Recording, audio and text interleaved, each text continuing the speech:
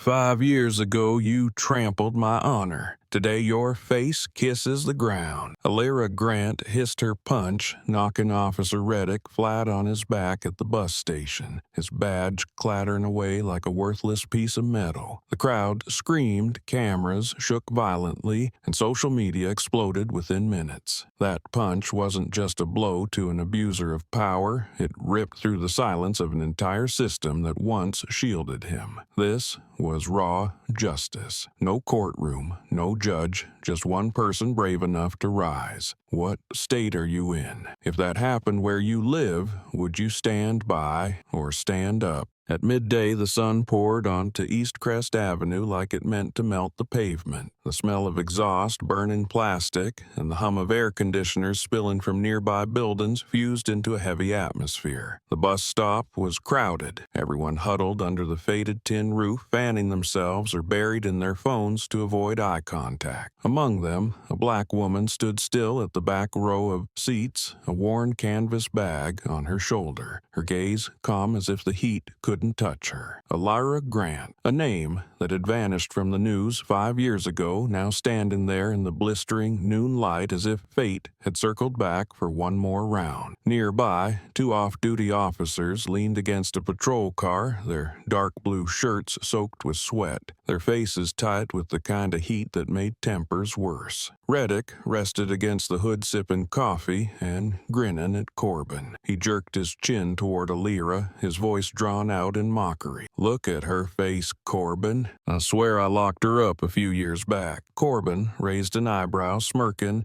"You sure? In this city, everyone looks the same. Don't get obsessed, Reddick." But Reddick kept staring, his eyes narrowing with the weight of someone used to power. In that moment, Alyra knew he recognized her, and she didn't look away. She stood up straight, adjusted her bag strap, her movement slow but steady. Reddick took a few steps forward, the sunlight flashing off the badge on his chest bright and harsh, like the posture of a man who believed the law was always on his side. "I remember you now," he said, his voice rough like cigarette smoke. "You cried when we booked you. You begged me. Remember that still looks cheap as hell." A few people. At midday, the sun poured onto East Crest Avenue like it meant to melt the pavement. The smell of exhaust, burning plastic, and the hum of air conditioners spilling from nearby buildings fused into a heavy atmosphere. The bus stop was crowded, everyone huddled under the faded tin roof, fanning themselves or buried in their phones to avoid eye contact. Among them, a black woman stood still at the back row of seats, a worn canvas bag on her shoulder, her gaze calm as if the heat couldn't touch her. Alyra Grant, a name that had vanished from the news 5 years ago, now standing there in the blistering noon light as if fate had circled back for one more round. Nearby, two off-duty officers leaned against a patrol car, their dark blue shirts soaked with sweat, their faces tight with the kind of heat that made tempers worse. Reddick rested against the hood sipping coffee and grinning at Corbin. He jerked his chin toward Alyra, his voice drawn out in mockery. "Look at her face, Corbin. I swear I locked her up a few years back." Corbin raised an eyebrow, smirking.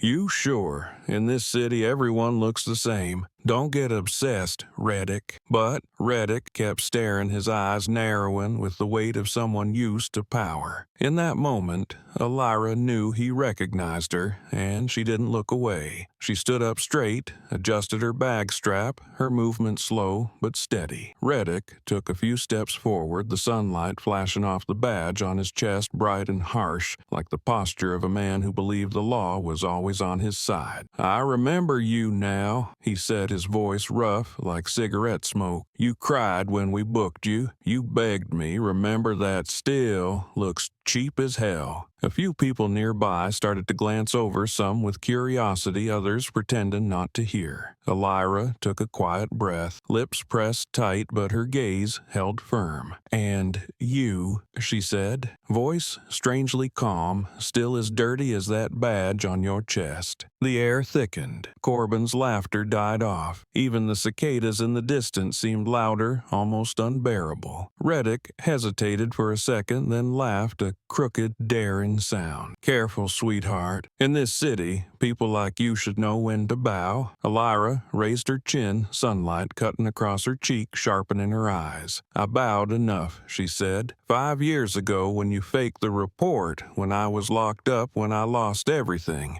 But not today. I don't bow anymore." The people waiting for the bus began to murmur. Some stepped back, others raised their phones. Corbin glanced around, his voice lowered. "Reddick, let it go. People are watching." But Reddick's face flushed darker, humiliated by a woman he once arrested, his grip on control slipping. He stepped closer, voice dropping. "You'd better get out of my sight before I throw you back in." Alyra didn't flinch. She just spoke slowly. "I've already lived through real hell. You can't scare me." The words hit like a slap in the daylight. Hot wind swept past. A few loose newspaper pages fluttered to the ground. And in Alyra's eyes there was no fear, only the quiet strength of someone who had been broken and learned how to stand back up. An elderly woman waiting for the bus looked at them and muttered, "Good Lord, what is this?" Reddick snapped his head around and waved her off, but the crowd's attention only grew. In the distance, a bus approached, tires screeching on pavement, its speaker blaring, but no one looked away from the 3 figures locked in a standoff beneath the burning tin roof. The air at the bus stop began to shift heavy like a storm forming. The whispers grew quieter, replaced by sideways glances and hands quietly lifting phones to record. In the midday sun, the light reflected off the pavement like shards of glass glaring directly onto Reddick's face, now flushed red with anger. Corbin stepped forward, half a pace, voice thick with disdain. "Well, then let's check your bag, just in case you're hiding something shady like last time." He said it loud enough for the entire station to hear, as if trying to turn Alyra into a joke for the crowd. Some people chuckled awkwardly. Others looked away, but no one left. The tension stretched tighter, and the only sound left was the shrill screech of cicadas from the trees across the street. Alyra gently set her bag down, staring straight at Corbin. Her voice was steady and cold without the slightest tremble. "Last time the evidence was fake. That wasn't my fault. But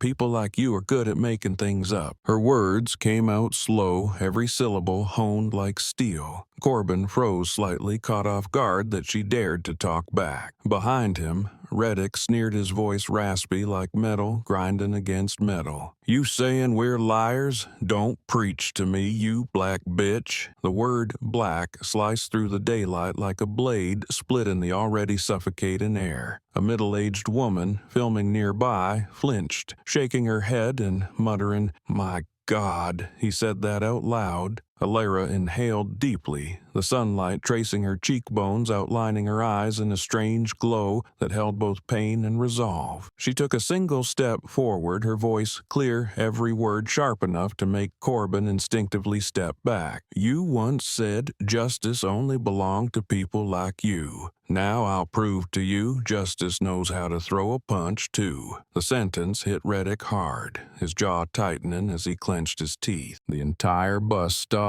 fell silent, the only sound, the wind flipping newspaper pages on the benches. Those holding phones didn't dare blink. They felt something was about to erupt. Reddick stepped forward, his expression shifting, no longer mocking, but filled with fear of public humiliation. "You looking to go back to jail?" he growled, hand twitching toward his holster on instinct. Corbin tried to stop him, but too late. He shoved Alyra hard in the shoulder, making her stumble. A gasp rippled through the crowd. She regained her balance and lifted her head, eyes sharp as shattered glass. "I've already been there for 5 years. What else do you think scares me?" Reddick froze for a beat, as if her words had stripped him bare in the middle of the street. A young man nearby raised his phone and shouted, "I got it." She was pushed first. A wave of voices followed. "Don't touch her." A woman's voice rang out from the back, shaky but firm. He insulted her. "We're witnesses." Sweat broke across Corbin's face as he realized the crowd was turning. He leaned toward Reddick and whispered, "Let it go." There are like a dozen people recording, but Reddick stood rigid, eyes wide, blood rushing like his years of power were suddenly being strangled by something he couldn't control. Alyra still didn't move. She quietly bent down to pick up her bag, brushing off the dust with a slightly trembling hand.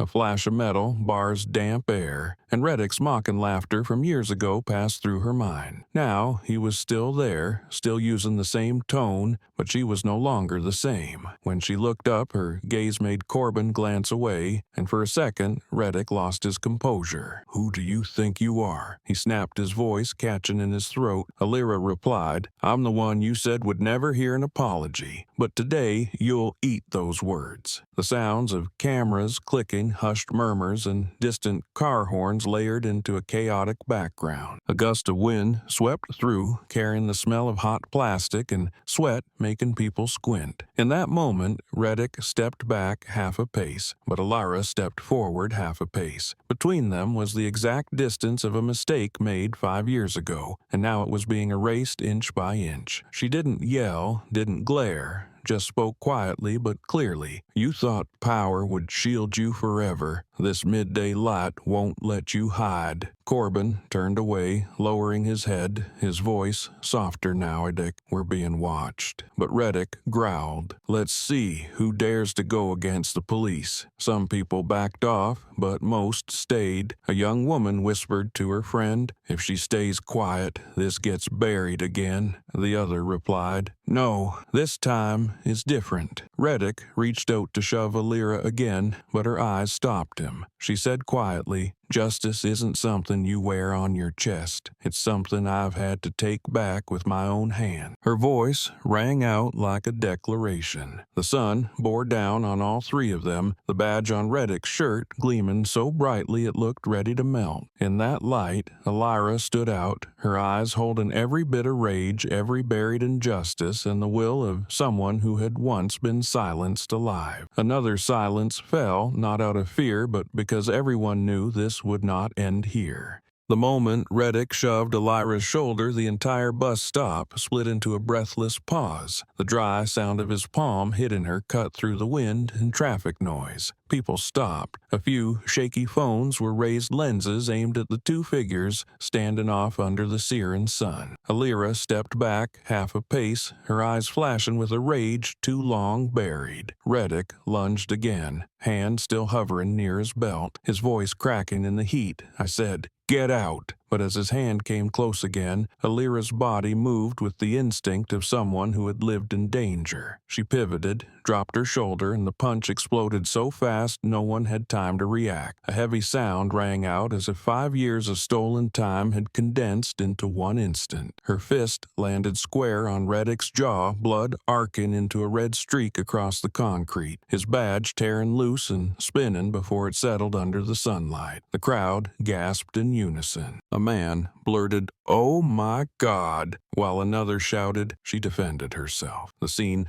tore apart between shock and satisfaction. Reddick crashed down his back, hitting a metal bench, eyes wide with disbelief. In that moment, Alyra heard herself breathing the roar of blood in her ears like a drumbeat, and just as clearly the old images surged back. 5 years ago, the rain had poured like a flood. She'd been forced to the ground, wrists locked in cold cuffs, rainwater and tears mixed in her mouth, choking her. Reddick had stood above her, then raincoat clinging to his body, eyes blank, like the arrest was his sport. She'd screamed, "I'm innocent. You're wrong." But he only smiled that thin, sharp smile. "You're nothing. Understand? No one hears you." The words fell like metal sinking to the bottom of her chest, sealing away whatever faith she had left. The memory hit her so hard she shivered. That past storm collided with the present heat, making it hard to breathe. As Reddick struggled to rise, Alyra stared down at him, her eyes carrying the full weight of time's return. She stepped forward, her voice cutting just loud enough to reach him through the crowd's noise. "Now you're the one on the ground."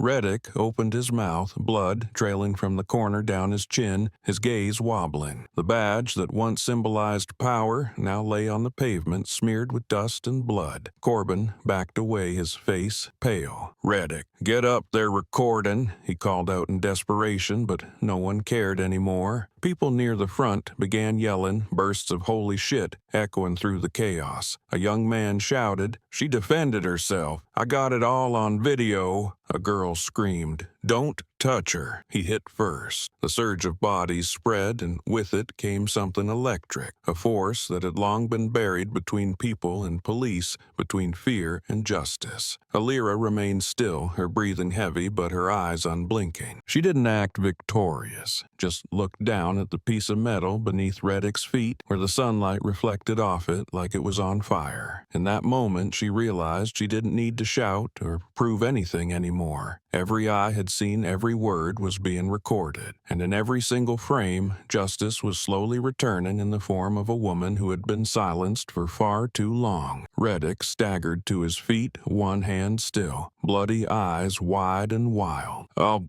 throw you back in jail, bitch," he hissed, but the force in his voice was gone. Alyra didn't answer. She only bent down, picked up the badge, wiped it gently with the edge of her shirt, and placed it back in his hand. "Keep it," she said slowly, "to remember that every drop of blood on it is your own testimony." Reddick stood frozen, his eyes dulled by humiliation. Corbin tried to pull him away, but he yanked his arm back, still scanning the crowd, still hoping someone would side with him. A child tugged at his mother's sleeve and whispered, "Mom, did she do something wrong?" The mother gently shook her head. "No, sweetheart. She did what others were too afraid to do." The words reached Alyra's ears and made her clench her fist. On the pavement, the small streaks of blood had dried into a deep brown. A middle-aged man turned to his friend, voice trembling. "You see that someone finally stood up." A strong gust of wind blew through, tossing Alyra's hair, as the smell of exhaust and sweat clung to the heavy air, but inside her was a strange lightness. 5 years and countless times she had dreamed of this moment, the one where the man who had dismissed her would be brought low in the middle of the street. Yet,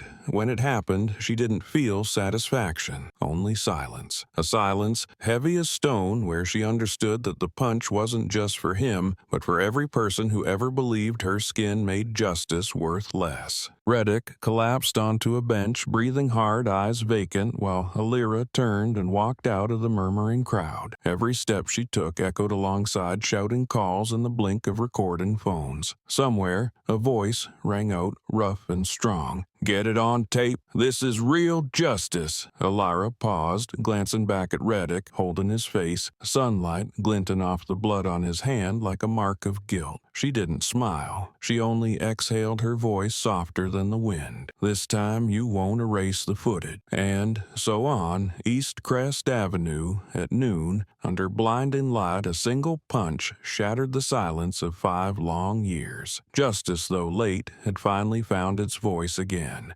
The noise at the bus stop surged like a wave. Everyone held up their phones' lenses, aimed at the 3 people circling beneath the blazing sun. The burnt smell of rubber on the road and the heat from passing cars mixed into the air, blurring whether the heat was from the sun or from the fury rising in the crowd. Reddick was still on the ground, hands over his mouth, blood seeping through his fingers. Corbin panicked and lunged to grab Alyra's arm, but she twisted away cleanly, the decisive movement of someone who had learned to survive by reflex. His hand sliced through empty air, and in one lightning-fast move, she caught his wrist turned and yanked hard. Corbin's body lost balance and slammed into the row of metal benches, sending off a harsh, ringing crash. A shout burst from the crowd, followed by a wave of chaotic noise. A teenager in the back, live streaming with his phone, shouted with a shaken voice, "Don't touch her." He hit first. His voice echoed through the station, picked up by the phone still recording. Viewers on the live stream poured in comments, lines of text scrolling like rain across the screen. "Oh my God, he just attacked her. Keep filming, zoom in." The footage shook, but it was clear enough. Reddick slumped forward. Corbin lay sideways on a bench, and Alyra stood upright, breath heaving,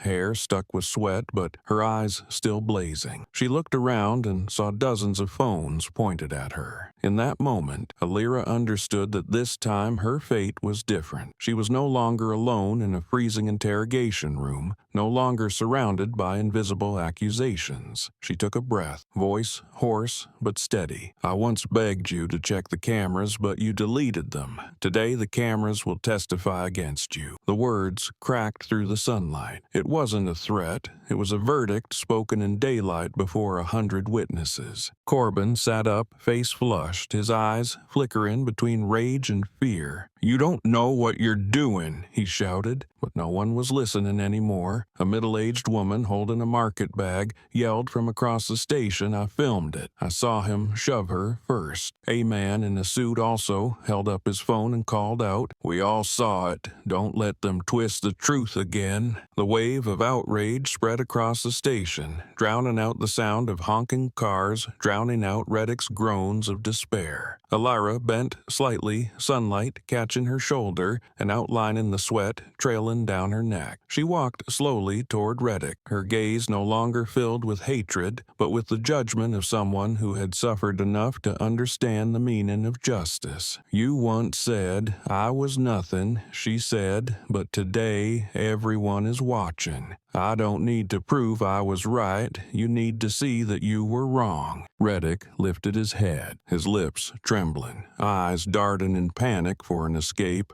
but there was nowhere to run except into the lenses that would not look away. A gust of wind swept through, carrying the scent of blood and heat. Reddick's badge lay discarded at Alyra's feet, the metal catching the sunlight so sharply it hurt to look. A young woman stepped closer to film a close-up. "Oh my God," she whispered. "The symbol of power is lying under the victim's feet." And it was true. In the frame of her phone, the badge appeared blood-stained, scratched, reflecting the dazed face of its owner. The shaky camera caught the exact moment Reddick collapsed, blood trailing from his mouth while sunlight pierced through the glass roof of the station and shone down on the silver piece of metal like a ray of judgment. The live streamer turned to the camera voice, trembling with emotion. "You all saw it. They hit her first, and now everyone knows." Comments flooded in. "Don't let them delete the clip. Save this. It's real evidence." The storm of social media had already begun, right there on the spot before the police could even reach in to pull anyone from the crowd. Corbin looked around, his eyes frozen. Reddick tried to speak, but only ragged breaths came out. Alyra stepped back, leaving space between her and the two men who had once destroyed her life. "Now," she said, her voice barely above a whisper, "everything is being recorded. There's no room for lies anymore." The people around her fell silent, as if everyone understood the weight of what had just been said. It wasn't just a woman's statement, it was an indictment of an entire era. A child standing beside his mother asked quietly, "Mom, why did she hit them?" and everyone cheered. The mother held his hand, her eyes still fixed on the scene, and answered gently, "Because this time she was right, and we all saw it." In the midday light, the bus stop became a stage where truth had just been illuminated. The cameras kept rolling, and at the end of every clip that would later circulate, one image stood out. A police badge lying on dusty concrete sunlight, catching the blood on its surface like a symbol stripped of its worth. Justice, forgotten for so many years, had finally found its real face again.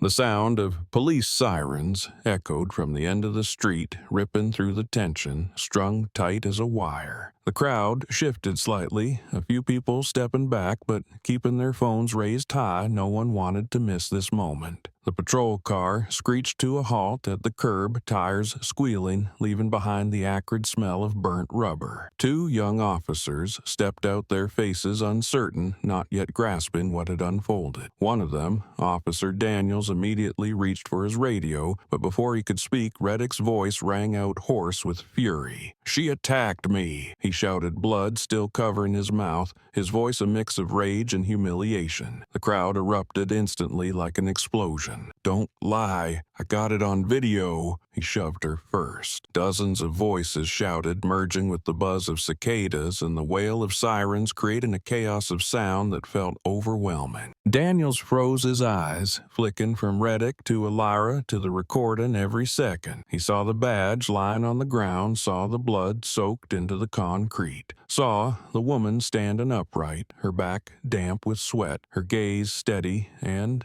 oddly calm. A middle-aged woman stepped forward from the crowd, her voice clear and firm. I filmed it. He pushed her first. She held up her phone screen, still lit, showing every second of the incident. Daniels blinked, realizing the situation had already slipped out of control. Reddick, hearing that, stepped back half a pace, his face, pale eyes unfocused, hands shaking so badly he couldn't hold on to his badge. He turned to Corbin and whispered, "Get their phones." Corbin looked at him, then at the crowd, knowing that was no longer an option. Alyra didn't move. Her breathing slowed the noise around her, seeming to fall away. 5 years ago, she had stood before a group of officers and told the truth, but no one had listened. They had only seen a suspect. Now, the phones were recording everything, and in those frames, she was no longer the accused. She stepped slowly toward Reddick, her voice low, but each word sharp and clear. 5 years ago, my words were cut out of the report. This time, every word is recorded. Reddick stared at her eyes, twitching as if trying to look away, but locked in place by something in her gaze, something no longer made of anger, but of truth. Daniels lifted his head, seeing dozens of lenses pointed directly at him. He let out a breath. "Everyone, stay calm," he said, trying to keep his tone neutral. "We'll handle this by the book." A male voice from the crowd fired back. "Your book killed justice 5 years ago." The words stopped Daniels in his tracks, his expression shifting. He glanced at Reddick, then at Alyra, and in that moment understood something was wrong, something deeper than what they were all seeing. Corbin stepped forward, trying to appear composed. "We should bring her into the station for questioning." But the moment he spoke, a wave of objections rose up. "No one's going anywhere. Preserve the scene. It's all on video." Alyra kept her eyes on Corbin, a faint smile crossing her lips, light but sharp as a blade. "Are you scared, Corbin? Or scared the cameras might tell the truth?" She pointed toward the row of people live streaming, their tiny blinking lights reflecting off the pavement. Corbin dropped his gaze and said nothing. Reddick struggled to his feet, face contorted, voice strained from pain. "She assaulted an officer. Do something." But no one moved. A girl in the crowd shouted, "I saw everything." He touched her first. Those words were the final cut that severed the last illusion of authority Reddick held. He turned away, stepped back, sweat mixing with blood, running down his neck, scanning the area like a man cornered. Alyra looked up, the sun shining directly over the bus stop, its light bleaching everything in white glare. In that light, she saw an image that overlapped with the memory from 5 years ago, the day she was dragged off in the rain, accused of resisting arrest. Her words ignored the footage, erased, and the story rewritten by others. Now, the same story was unfolding, but this time, she was the one holding the final word. Daniels turned to his partner and said softly, "Start taking witness statements. Everything's being recorded." His voice wavered slightly, as if he had realized the system he served was rotting beneath the surface. The crowd began to shift back, the tension still there, but now more controlled. Some people kept live streaming with comments scrolling nonstop. "She's so brave. Don't let them bury this. Justice is standing in the street." Reddick slumped onto a bench, shaking hands covering his face, blood dripping from his lip onto his shoes. Corbin stood, frozen eyes vacant, while Alyra walked over to the young officer. "I'll go with you if you need a statement," she said, her voice even, "but I want every camera here left untouched." Daniels nodded, and for the first time that afternoon a silent agreement passed between them. The scene faded into a strange kind of stillness. Wind swept through, peeling an old receipt from the wall of the bus stop, cicadas still buzzing faintly in the distance, but inside the station no one dared to speak. Alyra looked down at the badge lying shut at her feet, the sunlight catching it just long enough to make it glow, then fade. She spoke quietly, almost to herself. "Every word is recorded, and this time the truth won't be erased." For a moment, the city seemed to hold its breath. The noise melted into a rare silence where a woman stood alone in the sun, and an entire system began to tremble under the gaze of its own cameras.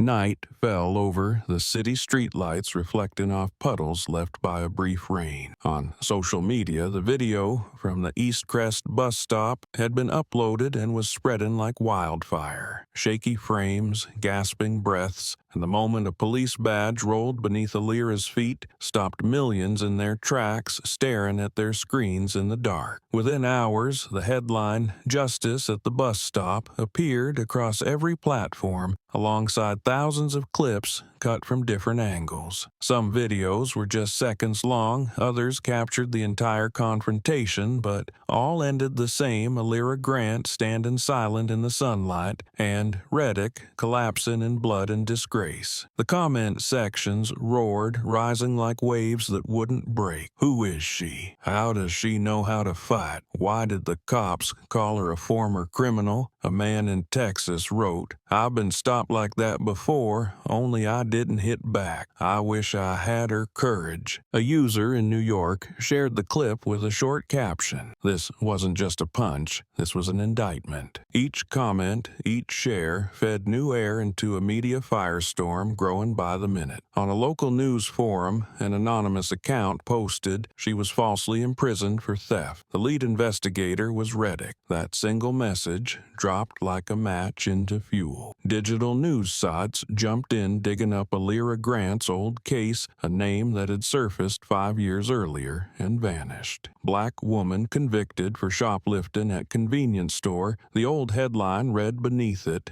a photo of Alyra from that time, sunken eyes, a hollow stare. But in the new comments, no one saw weakness in her anymore. A young journalist posted on their personal account, "I found Alyra Grant's original statement. She said she was forced to sign a confession." And the lead on that case, yes, it was Officer Reddick. The post was shared hundreds of thousands of times overnight. Outrage spread like a virus, touching even those who had long stopped caring, reaching others who knew too well what it meant to be treated differently. Someone posted a photo of Alyra's clenched fist, captioned, "For every time we stayed silent." Another sketched the badge hitting the ground, titling the image, "Fall of the Shield." Debates erupted everywhere. On the radio, a host spoke with a raspy voice, warned from staying up all night following the news. "We've seen so many videos like this, but this one's different. Here, justice didn't come from a courtroom, it came from someone the system already crushed." A caller broke in, voice shaken. "I'm a single mom.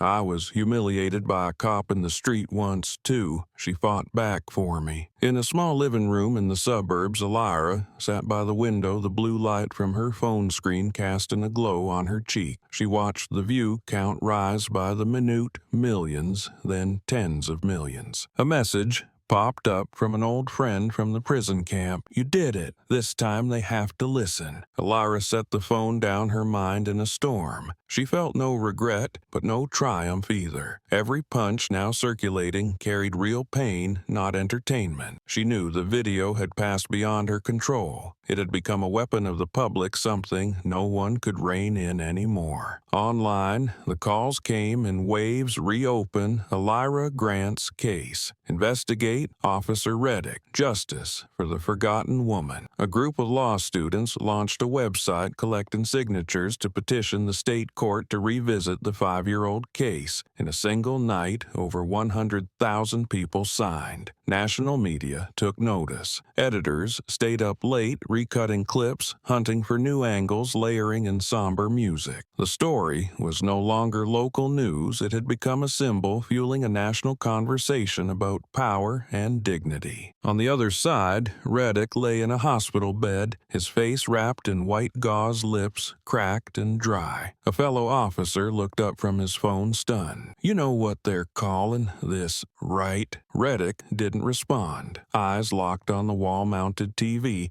replaying the moment he fell in slow motion. The caption below read, "The bus stop that broke the badge." Outside, the city seemed wide awake. People talked in coffee shops, cops on buses and in morning meetings. Did she really punch a cop? No, she punched the system in the face. And as the sun rose, the video of Alyra kept spreading unstoppable. The final comments posted through the night echoed a single question repeated like a call for reckoning. If that were your daughter, would you let her go to prison again? The anger no longer lived on screens. It had poured into the streets, into conversations, into the hearts of millions who once believed justice existed only in textbooks. And from that moment on, the name Alyra Grant was no longer just the name of a wronged woman. It became a reminder that once the truth is seen, it can never be erased from humanity's memory. The next morning, America woke to a storm unlike anything it had seen. Everywhere from corner cafes to newsrooms, from morning talk shows to late-night political broadcasts, people were talking about the woman at the East Crest bus stop. Show after show opened with the same clip, Alyra Grant's punch, and the image of Reddick collapsing under the midday sun. A seasoned journalist with silver-streaked hair looked straight into the camera and spoke slowly. This isn't just a punch. It's the punch of an entire generation that's been held down. The line swept through social media like a declaration. Within hours, it appeared in headlines, was quoted and shared millions of times alongside the image of Alyra standing tall in golden light. Major news networks began racing to dissect the story. A CNN anchor split the screen in two, one side showing the punch from the day before, the other showing footage from 5 years ago, Alyra being dragged into a police car in the rain. Look closely, he said. This same Officer Reddick was part of that arrest. And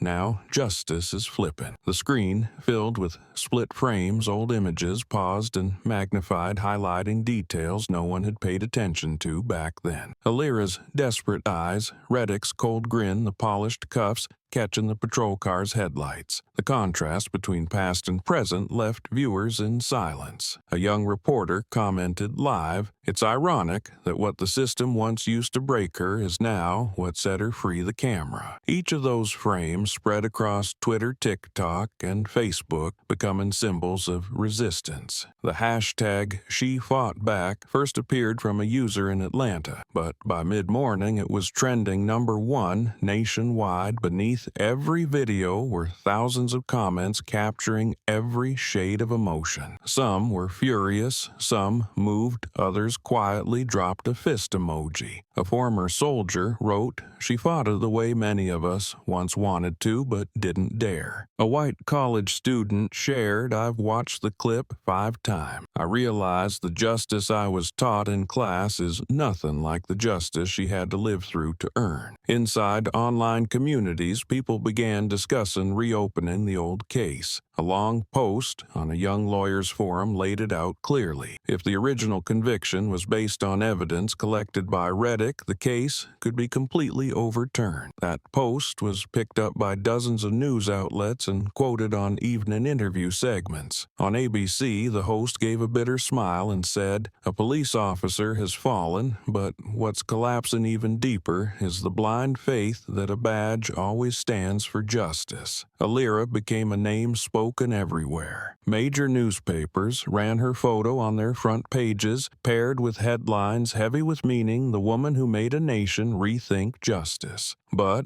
along with admiration, came other voices, the voices of conservatives, of those who claimed she had crossed a line. A far-right news outlet brought in a former police officer for commentary. He said, "If everyone acted like her, society would fall apart." But minutes later, the backlash poured in with thousands of people commenting, "No society only falls apart when justice stays silent." On TikTok, a trend emerged, edits pairing Alyra's image with icons of resistance throughout history. Rosa Parks, Harriet Tubman, and countless forgotten women. The photo of her standing tall at the bus stop, hair damp with sweat in the wind, was filtered in black and white with the caption, "She fought back, we all will." High school students printed her image on T-shirts. Small marches started popping up in cities across the country. The outrage had left the internet and become something real, igniting public squares and side streets alike. On a late-night talk show, the host asked the audience, was she wrong to hit back? One audience member stood up, voice trembling. If justice gets beaten down every day while we do nothing, then her punch was the last prayer for what's right. The room fell silent, then erupted in applause. Every clap echoed across platforms. At the same time, new footage surfaced, videos of Reddick in the hospital, clips of him being escorted into an internal affairs room, his face pale and rattled. Viewers felt no pity, only a long-delayed sense of fairness. One top comment read, "Sometimes justice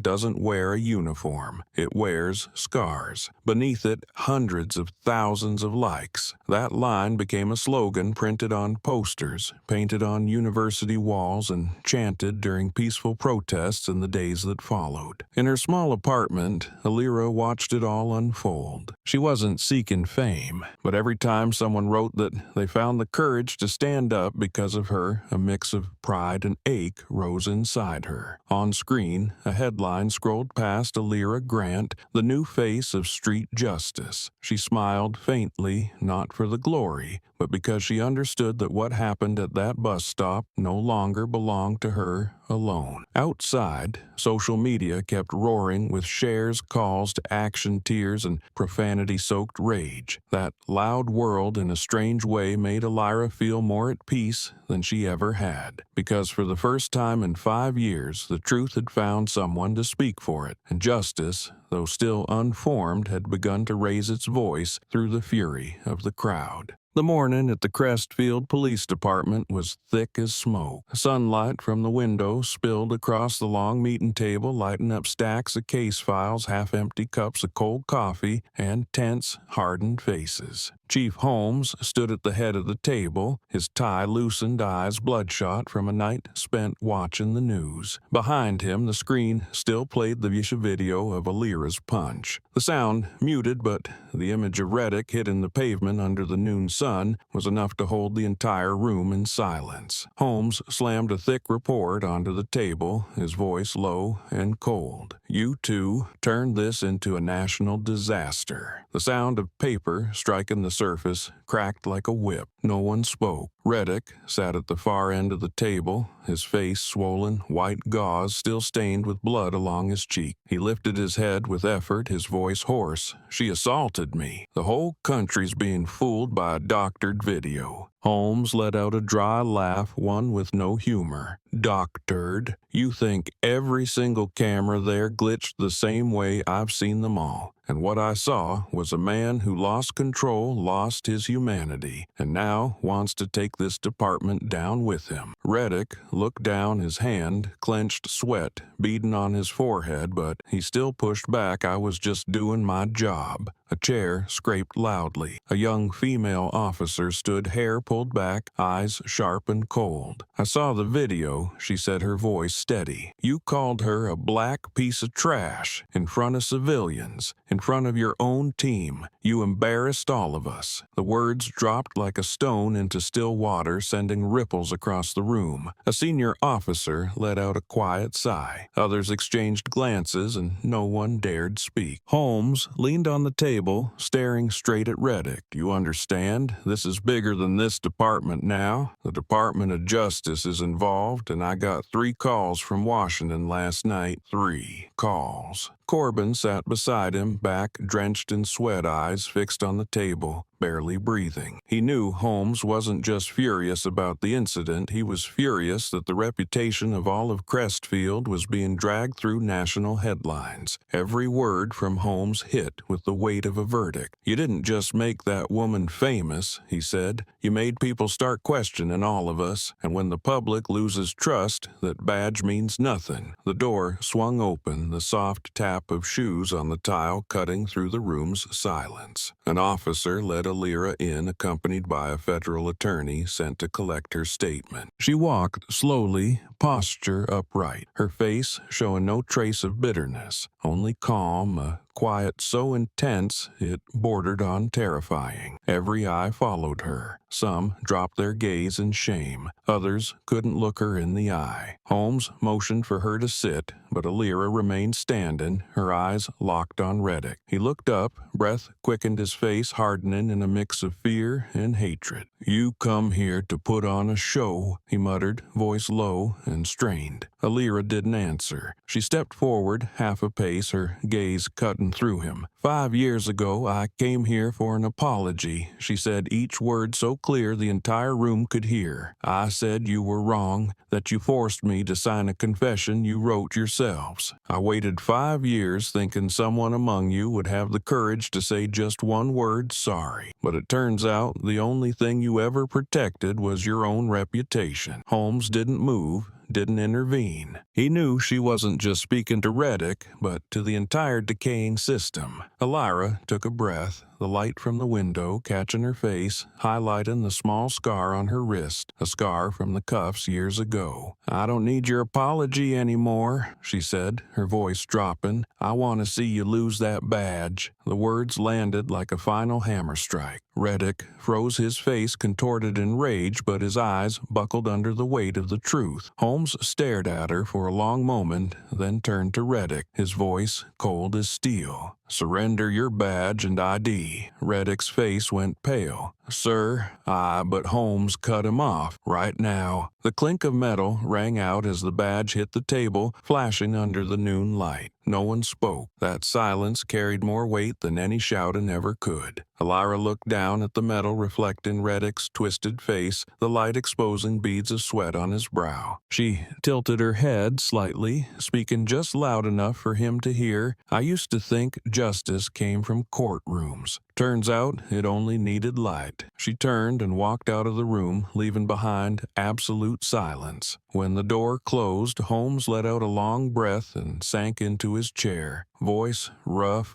"God, we just witnessed history." The young female officer watched Alyra through the glass, her eyes lit with something between admiration and awakening. And Reddick sat slumped, bare hands resting on the wood where his badge had been trembling like a man who had just lost his soul. Outside, the midday sun burned across the street, and from a distance, voices chanted, "Justice for Alyra," echoing like a heartbeat pulsing through the city. In that room, for the first time, the silence of those who wore badges was no longer power, it was admission. On Tuesday morning, national news broadcasts simultaneously announced a new discovery in the case from 5 years ago. A television reporter named Merrill Kane, who had closely followed Alyra's story since the video went viral, had just released a document believed to be an internal audio recording from the original case file. Reddick's voice echoed in the clip, chillingly clear. "Just sign it. She's a suspect who cares about the small details. Write down, 'Witnessed her put the item in her bag.'" Another male voice, shaky, responded, "But I'm not sure, it could have been someone else." Reddick snapped, "Sign it or lose your job. Around here, I'm the truth." The sentence was brief, but it stunned the entire nation. The newsroom fell completely silent as the clip ended. Only the sound of sharp intakes of breath from those hearing it for the first time remained. Merrill turned to the camera, her expression steady. "This recording is evidence that Officer Reddick coerced a witness into falsifying testimony. And that testimony is what cost Alyra Grant her freedom 5 years ago." Moments after the broadcast, other media outlets jumped in. A volunteer tech team from the Civil Investigation Alliance announced they had recovered surveillance footage from the convenience store where the incident originally took place. The image was slightly grainy, but clear enough to show Alyra walking past the register, placing a water bottle on the counter, and leaving after the clerk nodded in acknowledgement. There was no action indicating theft. A forensic video analyst confirmed in the report released shortly afterward. "There is no evidence Alyra Grant broke any law. The entire allegation was fabricated." That sentence was instantly clipped and shared alongside the caption, "Truth doesn't die. It just gets buried under power's dust." Local stations replayed the full timeline of the case, comparing old and new footage, frame by frame. At the start of each segment, an image of Alyra in prison was placed beside one of her at the bus stop this year. Two versions of the same woman, one stripped of her voice, the other reclaiming it. Viewers stayed glued to their screens, anger and empathy swelling side by side. Online, new hashtags surged: Justice Unlocked, Reddick exposed, Alyra was right. Civil rights attorneys appeared on live broadcasts speaking on the significance of digital evidence and how truth now belongs to those brave enough to preserve it. In her small apartment, Alyra sat watching the light from the screen reflect across her hand. She listened to the recording again, hearing Reddick's voice from the past, and for the first time the rage inside her gave way to something deeper, a vast silence. She knew that from this moment forward she was no longer proving her own innocence but standing as a witness for a truth that had risen after years buried. Outside, the wind howled past the window, carrying with it the sound of a city awakening with justice. And somewhere out there, millions were seeing more clearly than ever: justice can be delayed, but it cannot be erased. The entire nation was nearly stunned into silence by that evening's news. The screen replayed the restored surveillance footage, Alyra's face appearing under the dim lights of the old store, calm, tired, and completely unlike the image of a suspect the media had once pinned on her. When the video ended, the anchor stated clearly, no theft took place. She was entirely wrongfully convicted. That short sentence set social media ablaze. Within minutes, waves of comments poured in, ranging from outrage to sorrow. A woman in Chicago wrote, "I used to believe what they said on TV. Turns out the truth was sold out that easily." A retired judge replied beneath it, "This isn't the first case, but hopefully it's the last, where silence killed justice." The image of Alyra emerging from the past, her eyes filled with helplessness, became a painful symbol of a society that once blindly trusted a uniform. Inside newsrooms, even reporters who had maintained neutral tones began to shift their voices. They called it the case that shook the nation's faith, and no longer hid their anger when speaking about officers who had treated evidence fabrication as routine. A seasoned editor at NBC remarked, "There's a crime worse than breaking the law. It's the false belief that you're above punishment." The quote was shared everywhere, paired with the image of Reddick's badge hitting the floor and the old footage, a defining indictment of a system bloated with arrogance. The next morning, the Department of Justice held an emergency press conference. The spokesperson read slowly, each word firm. "We have opened a federal investigation into evidence tampering, misconduct during the investigative process, and civil rights violations in the case of Alyra Grant." Dozens of cameras flashed in unison, the sound of shutters pounding like drums. A reporter asked, "Do you consider this systemic criminal behavior?" The spokesperson answered, "We will not stop at the individual level. Anyone involved in distorting the truth will be held accountable." The reply was short, but strong enough to send a shockwave through law enforcement circles. Across news outlets, bold headlines read, "Department of Justice Steps in Truth Unlocked." People who had previously been investigated by Reddick began speaking up, sending letters requesting their cases be reopened. Each small story, each life buried under power, slowly resurfaced like water breaking through after a long winter. In law schools, professors used Alyra's case as a lesson in professional ethics, and in poor neighborhoods the story was retold like a miracle, not because she won, but because the truth had finally found its way home. Alyra sat in her small apartment listening to the news anchor speak her name with an unfamiliar tone of respect. She said nothing, just stared at the morning light spilling through the window, the kind of gentle light she hadn't had the chance to see 5 years ago. Outside, the city was waking up in a blur of shock and renewed hope. Justice, long distorted, was now speaking in the voice of someone who had once been silent, and this time the whole nation was listening. That autumn afternoon, Crestfield's central square was flooded with pale golden light as thousands gathered carrying hastily painted signs and black spray and marker. "She Stood, We Rise" appeared everywhere, from banners draped across buildings to cardboard signs held high by children. The steady beat of drums echoed voices joined in rhythm, not in aggression but as a collective oath to courage and conviction. People of every skin color stood shoulder to shoulder, some elders holding Alyra's photo, some young people live streaming, and in the distance reporters jostled to capture the moment the whole city had come to witness. In the light haze of the afternoon, no one spoke of Reddick or the case anymore, only of a name that had become a symbol of resilience. Alyra stood at the edge of the makeshift stage, surrounded by cheers and a sea of signs. She wore a white shirt, held no microphone, and said nothing. The organizers invited her to speak, but she shook her head gently, stepped up a few stairs, then stood still. The wind blew lifting her hair and rustling her shirt. Amid the chanting crowd, Alyra looked remarkably calm, like the eye of a storm. Her gaze fixed on the monument at the center of the square, where a bronze plaque had been placed etched with the words, "For those who refuse to kneel to injustice." Each letter seemed to glow under the fading light. A young reporter watched her through the lens, then said quietly to a colleague, "Sometimes silence is the most powerful speech." And indeed, among the crowd, it was Alyra's silence that caused the atmosphere to still. The chants slowly faded, replaced by the sound of wind through trees, flags flapping, and quiet footsteps. A little girl stepped forward, offering a small sign that read, "Thank you for standing." Alyra bent down, smiled as she accepted it, then held the child's hand. The tiny hand trembled slightly, but her eyes burned bright like fire. From above,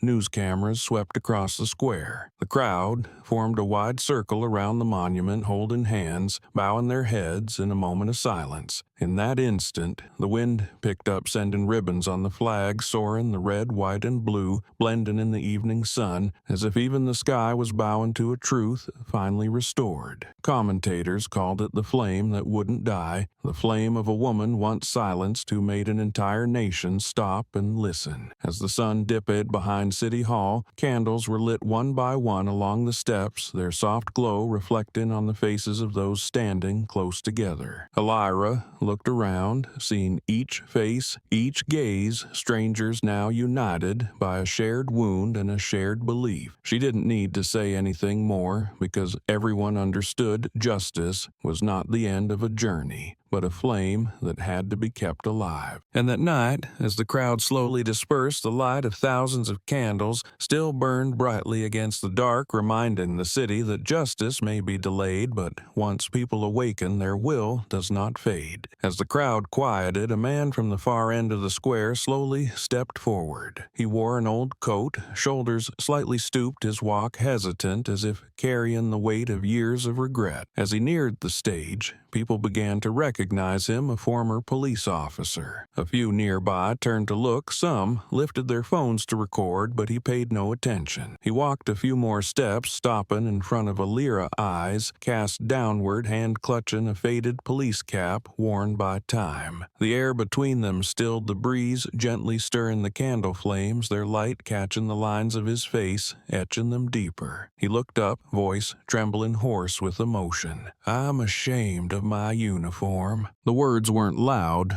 but they carried all the way to the back of the square. No chants followed, no applause, only a heavy silence. Alyra looked at him, surprise flickering in her eyes before softening. She didn't reply, only gave a small nod of forgiveness unspoken. The man bowed deeper, then placed the police cap at the base of the monument where signs reading, "She Stood, We Rise," leaned with the breeze. It was the gesture of someone who had realized something greater than personal honor, the courage to admit the wrongs of a generation that once believed power equaled righteousness. In that moment, someone began recording. The image of a former officer bowing before the woman once crushed by the system he served spread rapidly. No narration was needed. No dramatic music, just a single still frame. He bowed, she stood in silence with the sky behind them turning orange with sunset. Within hours, the photo appeared across every platform, captioned simply, "Bowing is not defeat, it's understanding. One user wrote, "This is the America I believe in, where justice can be relearned through one quiet act." News outlets called it the photo that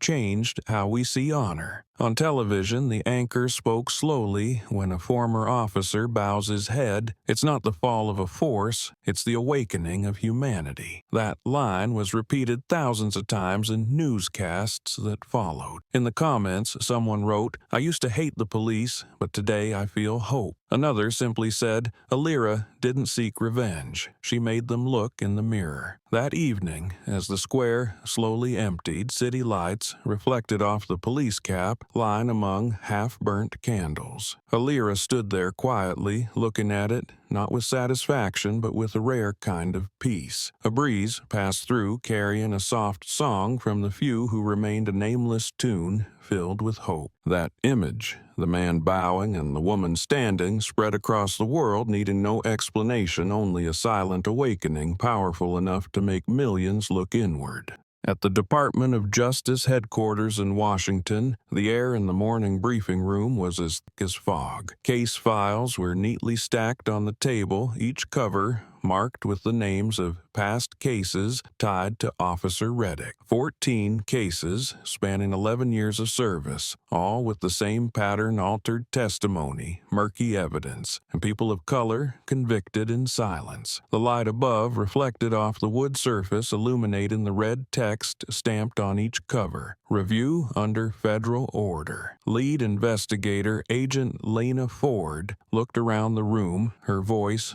calm but sharp. "This is no longer an isolated incident. It's the sign of a system that has rotted." The room fell silent, broken only by the sound of pages turning and the steady hum of the recorder. In the corner, a screen replayed the old footage from the bus stop, showing Reddick falling light, flashing off the badge that rolled away. A young investigator murmured, "That moment made the country ask a question they used to fear. Who does justice serve?" Lena nodded, turned to the tech team, and ordered audit. Every case he ever touched, closed or not. They began pulling data strings of codes, internal memos, old recordings surfacing like white bones rising from the past. Each new finding chilled the room further. A witness's statement rewritten, a report with the wrong timestamp. An edited photo was entered as evidence. These details, once buried, are now exposed under the harsh white light of the conference room. Out in the hallway, Alyra sat waiting, hands clasped, eyes distant, as she stared through the large glass window. She had been invited as the primary witness, the first to make the system look inward. A female investigator approached, her voice soft. "They're ready for you." Alyra nodded, exhaled quietly, and felt that every step forward was no longer just for herself, but for all the unheard. When the doors opened, she walked in. The room was silent. Lena Ford rose and extended her hand. "Thank you for coming, Alyra Grant. Today, you are no longer the accused. You are a witness to the truth." The words landed gently, yet carried the weight of a formal declaration. Alyra took her seat, the light falling across her face, revealing the scar on her wrist. In front of her were dozens of suited officials, each holding a pen ready to document her every word. "I don't want revenge," she began. "I just want the truth written right, because too many people like me have been accused and no one ever looked back." One agent looked up and asked, "Are you willing to testify in all related cases?" She answered without hesitation, "I've been ready since the day they shut the prison door." The room went still for several seconds. When the hearing began, Alyra recounted in detail what had happened, her voice steady, clear,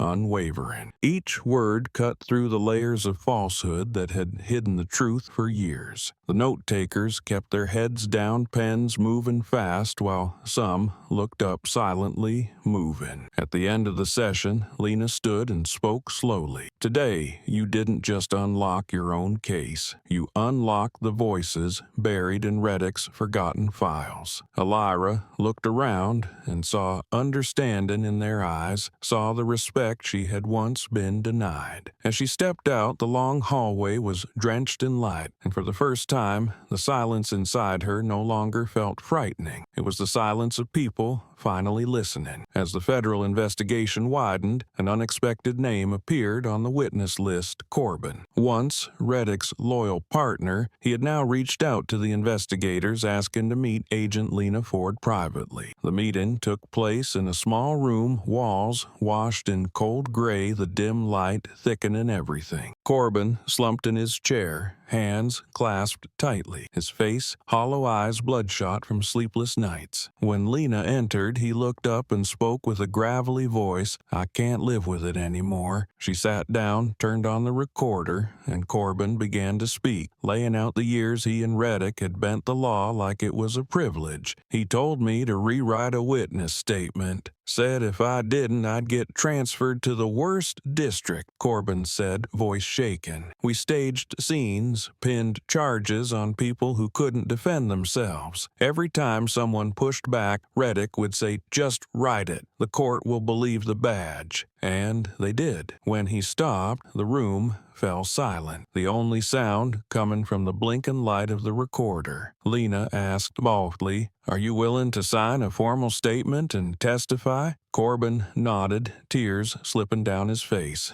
"If it helps people see how big this is, I'm ready." News of Corbin admitting to false testimony spread like lightning. The media reported it, instantly calling it the first crack in the wall of silence. A national paper ran the headline, "When insiders start telling the truth, the system begins to shake." The public shared it everywhere, casting Corbin as a symbol of late awakening. Inside law enforcement, the shock rippled more powerfully than any past reform. Officers who had stayed silent began whispering in hallways, some filing for early retirement, others voluntarily turning in old case files. The Department of Justice logged more than 20 additional statements within 3 days, all pointing to the same pattern of concealed wrongdoing. In Lena's office, the new reports were stacked high in neat piles. "We're watching an entire system begin to burn itself down for real," she said to the investigative team, her eyes both cold and sharp. The investigators nodded, each of them aware they stood in a rare moment when justice didn't come from verdicts, but from the courage to look directly at the wound. Every word of Corbin's testimony was fuel catching on the thick dust of deception that had built up over the years, and now it was igniting into a fire no one could extinguish. Across the city, Alyra watched the evening news and saw footage of Corbin bowing his head as he signed the confession. She stared at the screen for a long time, then softly said to herself, "Sometimes justice comes from the ones we thought were beyond saving." That sentence reflected the spirit of a country in transition. The fire of justice had caught, and this time it didn't destroy it, illuminate it. In that light, faces once hidden in the shadows began to emerge, and the people understood that the fight to reclaim truth no longer belonged to one person alone.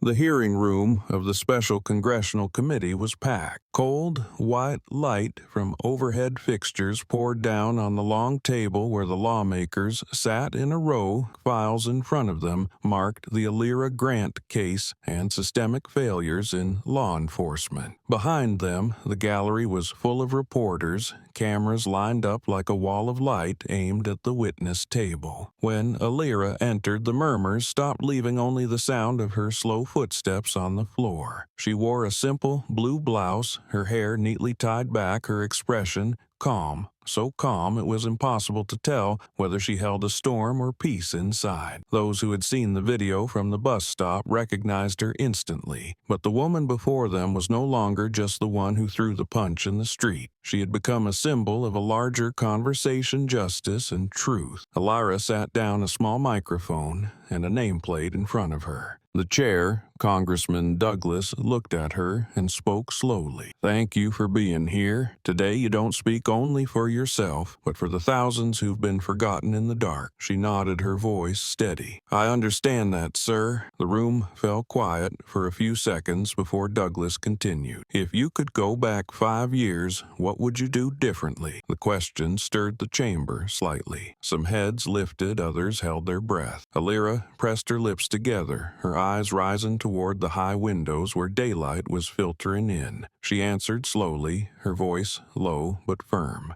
I wouldn't do anything differently. I would still tell the truth even knowing they'd try to silence me. I would still stand up even knowing I'd be knocked down. Because if I chose silence, then today someone else would be sitting here telling a story exactly like mine. No one said a word. Pens hovered motionless in journalists' hands. Congressman Douglas tilted his head slightly, a spark of respect in his eyes. "You're saying you'd be willing to go through all of it again?" Alyra nodded. "I lost my dignity. I lost my freedom. But the worst thing they stole from me was trust. And today I'm here to reclaim it, not just for myself, but for everyone who still believes the law can be repaired." An older congresswoman seated at the end of the table spoke, her voice trembling slightly. "Are you afraid your actions might further divide society?" Alyra turned to her, offering a small smile. "No, ma'am. I don't believe the truth ever divides it, only forces us to choose a side." The words rang out clearly, silencing the room once again. The cameras panned slowly, capturing that moment, and within hours, Alyra's quote had spread across social media. The hearing lasted 3 full hours, with questions, documents, and confirmations following one another, but the focus wasn't on the files or the numbers. Every gaze turned toward the woman seated at the center of the table, where she represented pain but also stood as proof of the power of resolve. At the end,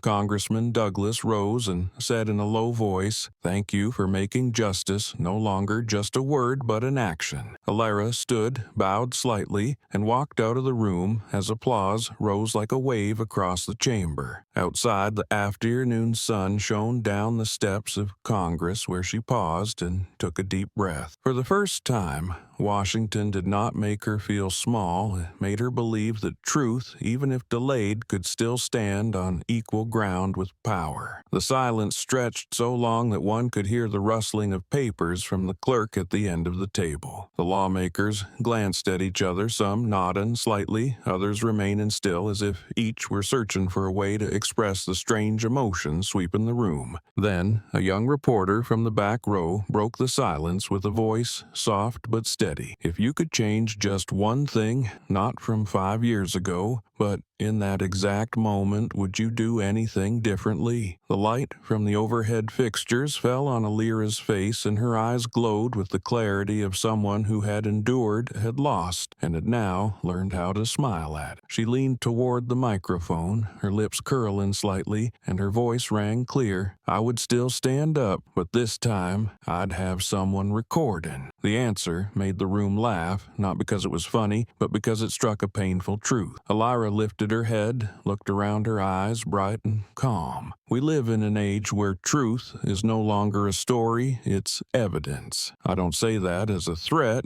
but as a reminder that if no one stands up and records stories like mine will keep being rewritten the wrong way." The words were light yet piercing, casting a weight and warmth across the room as if someone had just lit a lamp in a space long used to darkness. A young congressman near the end of the table nodded and smiled, half joking. "I think history is recording itself this time." Laughter rippled gently through the chamber, mingled with a quiet respect. In the press row, a few journalists quickly jotted down her answer, knowing they had just heard a line that would be quoted long after the hearing was over. A seasoned political commentator whispered, "That's the voice of someone who understands the power of memory." Douglas, the chair of the hearing, looked at Alyra, his gaze softening. "Do you realize a single sentence like that could make many people see justice differently?" Alyra smiled and replied quietly, "I hope they'll see differently and live differently." Another small wave of laughter followed, but this time it carried the tone of belief. Those who had arrived in the mindset of investigators now felt as if they were witnessing a lesson in courage. The cameras panned slowly, capturing the scene. This woman who once had her voice taken from her, now seated at the center of power, speaking about justice with humor and clarity. A journalist wrote in the evening report, "The whole room laughed, but everyone knew they were laughing through tears." When the hearing ended, Alyra stood, bowed in gratitude, and walked out to sustained applause, the laughter blending into the clapping not for a victory, but for an awakening. That afternoon, Washington felt warmer, not because of the weather, but because something rare had just been witnessed. The truth had made people smile, and for once, they weren't afraid.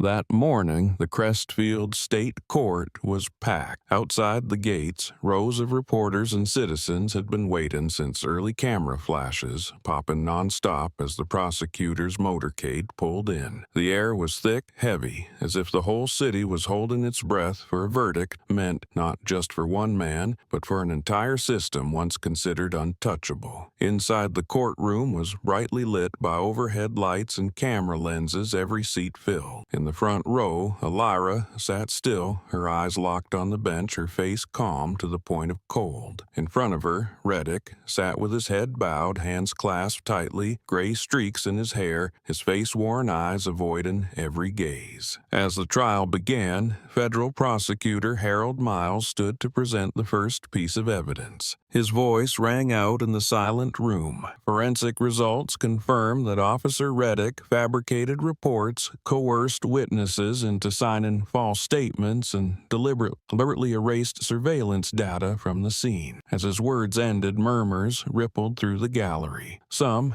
shaking their heads, others holding hands tighter. Alyra kept her gaze fixed on Reddick, her eyes no longer angry, but cold with the clarity of someone who had survived injustice. Harold stepped to the prosecution table, opened a thick file, and laid out documents one by one on the bench. These are the restored audio recordings. This is the signature of a coerced witness. This is a report with altered dates, and this is the original footage before deletion. Each item struck like a blade against the armor of power that had protected Reddick for years. At the defense table, Reddick's attorney lowered his head and offered no objection, his voice faint. "My client has admitted partial wrongdoing." But Miles cut in his tone sharp. "There is no partial here. This was deliberate, systemic, and prolonged misconduct." The room fell silent. Harold opened another folder, his voice lowering but firm. "We request permission to read the names of those wrongfully convicted." He read each name slowly, each syllable like a beat of conscience. Marcus Hayes served 4 years for robbery without a witness. Dana Thompson lost custody of her child due to falsified record. Leroy Carter died in prison before his case could be reopened. By the 13th name, his voice caught, then he quietly said, "And, finally, Alyra Grant." Every eye in the room turned toward her. A woman in the back row began to cry, and others bowed their heads. Alyra sat still, hands resting on her knees, her breathing steady. She did not cry, but her eyes held a quiet light as if the pain within her had been transmuted by truth. Reddick remained silent, his hands clenched, veins bulging across his knuckles, his face pale as if he were being forced to relive the very years he had authored. By the end of the morning, the prosecutor closed with a brief statement. "The truth doesn't need makeup. It only needs permission to exist." As he stepped down, he bowed to the bench. Noonlight streamed through the glass window, landing like a thin beam across Alyra's hair. And in that moment, one thing was clearest of all: justice had finally been heard in the voice of the very person it once abandoned. The courtroom grew so heavy that everyone could hear the breath of the person beside them. Reddick sat frozen in the defendant's chair, hands clasped, his fingers stiff and pale. Light from the window hit his face, revealing deep creases, the weary lines of a man staring down the end he had authored. When the prosecutor finished, the room fell silent. Every eye turned toward Reddick, but he no longer had the strength to look up. After a long pause, the judge asked if he wished to speak before sentencing. His lips moved, but no sound came. His voice caught in his throat, trembling, then vanished like a candle snuffed by a passing wind. His bowed head was not just shame, it was the quiet collapse of the pride that had shielded him for decades beneath a blue uniform.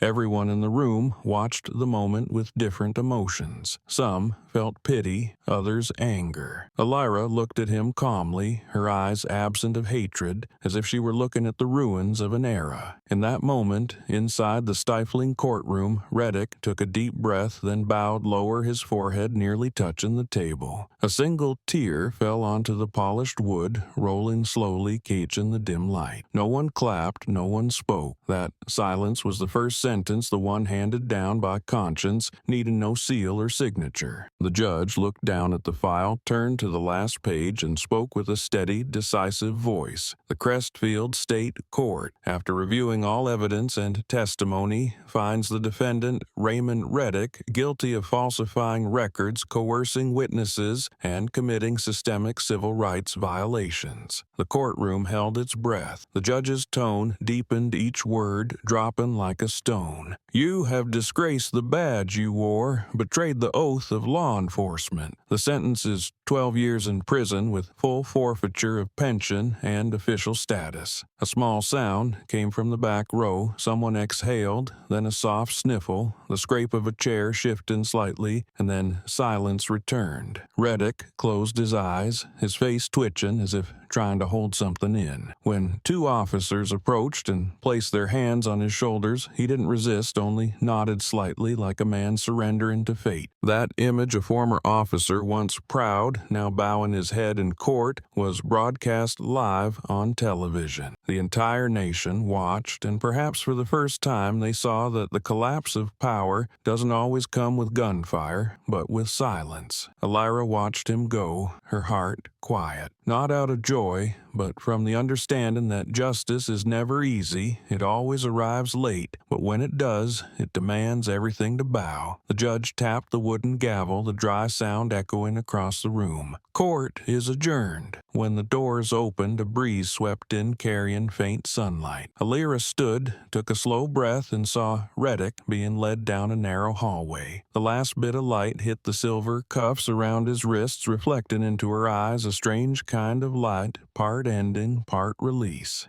The day Reddick was transferred to the state prison, the sky hung heavy with thick gray clouds, and a light drizzle fell like an omen marking the end of those who once believed they stood above the law. The iron gate creaked open, its hinges groaning dryly as two guards led him down a long corridor, fluorescent lights casting pale glows on stained walls. The orange prison uniform looked out of place on his aged frame, his shoulders trembling slightly each time they passed a steel door. Other inmates watched their eyes, a mix of contempt and pity. When he walked past the security mirror, Reddick paused for a second. Reflected back was his own face, gaunt, wrinkled, his eyes hollow and unsettling. There was no trace of the officer who once stood tall in meetings, hand resting on a gleaming badge. All that remained was exhaustion and a nameless emptiness. Inside the cell, dim light filtered through the bars, casting shadows on the rough wall. Reddick sat on the iron bed, hands resting on his knees, silent. Outside, the rain tapped steadily on the metal roof, a distant refrain coming through the stillness. Each drop reminded him of the days he once stood under sunlight, barking commands, believing justice was something he held in his grasp. Now, everything had reversed. Power, stripped honor, dissolved, only the cold echo of a sentence remained. A guard came to inform him that someone wanted to visit. Reddick looked up startled to see Corbin standing outside the visitation room window, his figure smaller in an old coat, his face marked by remorse. The two got across from each other through thick glass phones in hand. Corbin's voice trembled as he spoke. "We should have stopped." Reddick stayed silent, his gaze drifting from his old friend's face to a crack in the wall behind him. Corbin went on softer now. "I thought it was how we survived, how we got promoted, how we didn't get left behind. But now I've got nothing left but guilt." His hand tightened around the receiver knuckles, white. Reddick gave a faint smile, more withered than mocking. "You're still free, Corbin. You still get to see the sky without bars in the way." Corbin shook his head, tears falling.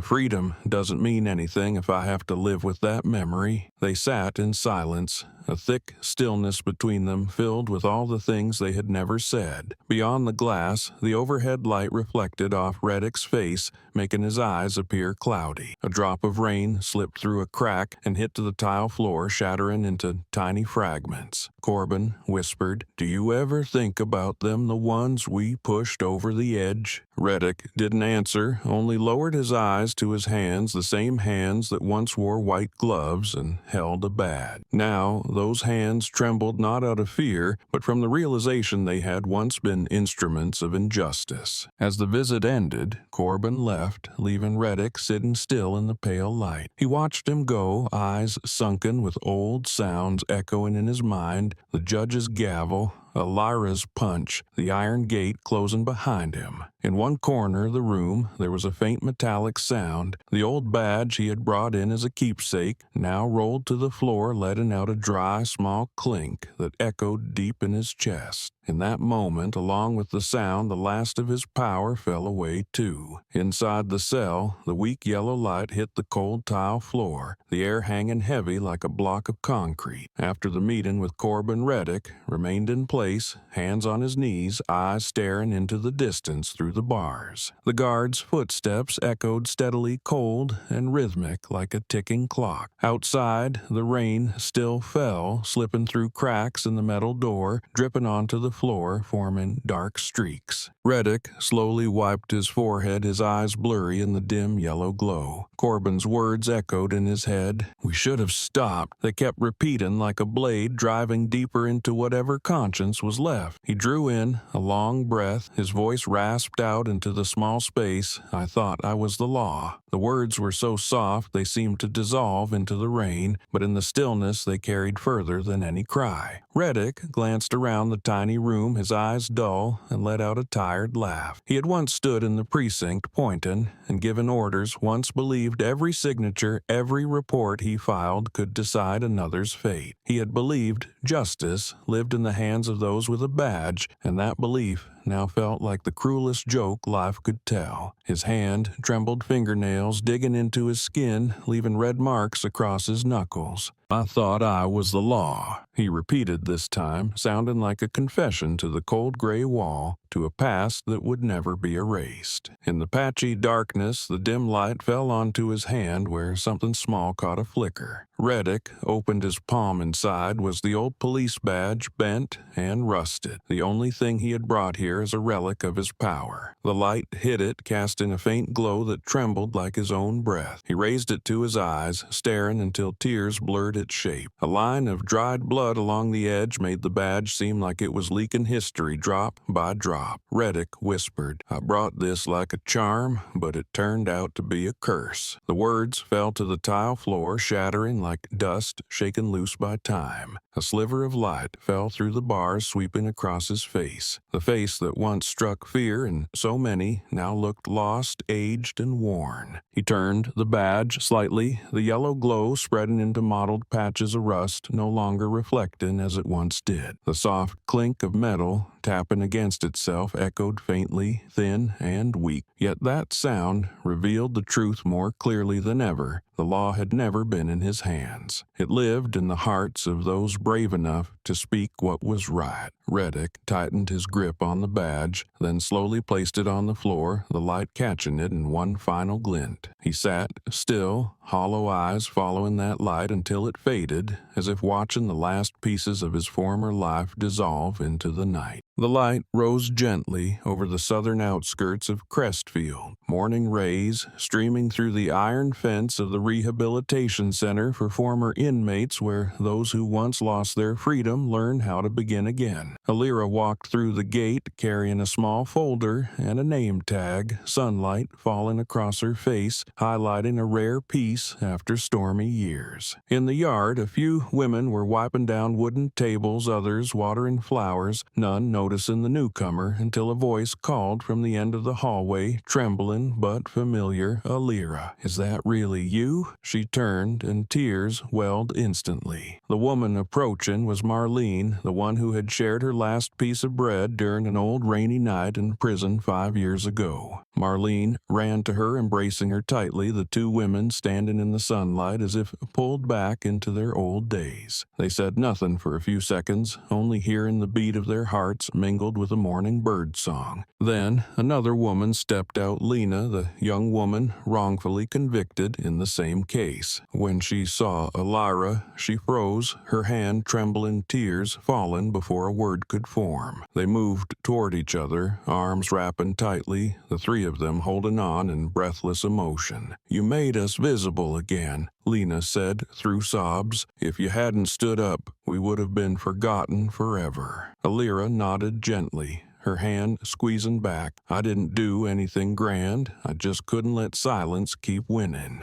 Others in the facility began to pause their work, looking their way. An older woman wiped her eyes, smiling. "That's Alyra Grant, isn't it? I saw her on the news. She made me believe there might come a day when someone tells us we deserve to live with dignity." The words caught taut in Alyra's throat. She wasn't used to being seen as a symbol because deep down she still felt like the woman who stepped out of the dark with nothing in her hands. But seeing their smiles, she understood that real strength isn't about revenge. It's about helping others rise. That afternoon, they sat in a group around an old wooden table, sharing stories of forgotten years of children, growing up while their mothers were still behind bars of pain, once thought too deep to ever be voiced. Alyra listened, never interrupting, sometimes smiling, sometimes wiping away tears. On the wall behind them hung a wooden sign that read, "Freedom is not leaving the cage. It's learning to live beyond it." She read it again and again, seeing her own journey in every word. As the sun began to set, they embraced again, this time in silence, no longer with tears but with gratitude. Alyra looked up at the sky, tinged red in the distance, listened to the wind rustling through the trees, and felt that life, though once shattered, could still be mended by compassion and understanding. She wasn't a hero, but a reminder that someone once imprisoned could still become a guiding light for those who had lost their way. In that moment, Alyra smiled softly, a smile of someone who had been set free not just from a sentence, but from the darkness within herself. They sat in a small circle in the yard, the soft evening light slipping through the trees, casting a glow on faces marked by the past, yet lit with a rare peace. No one spoke for a long while, only the sound of wind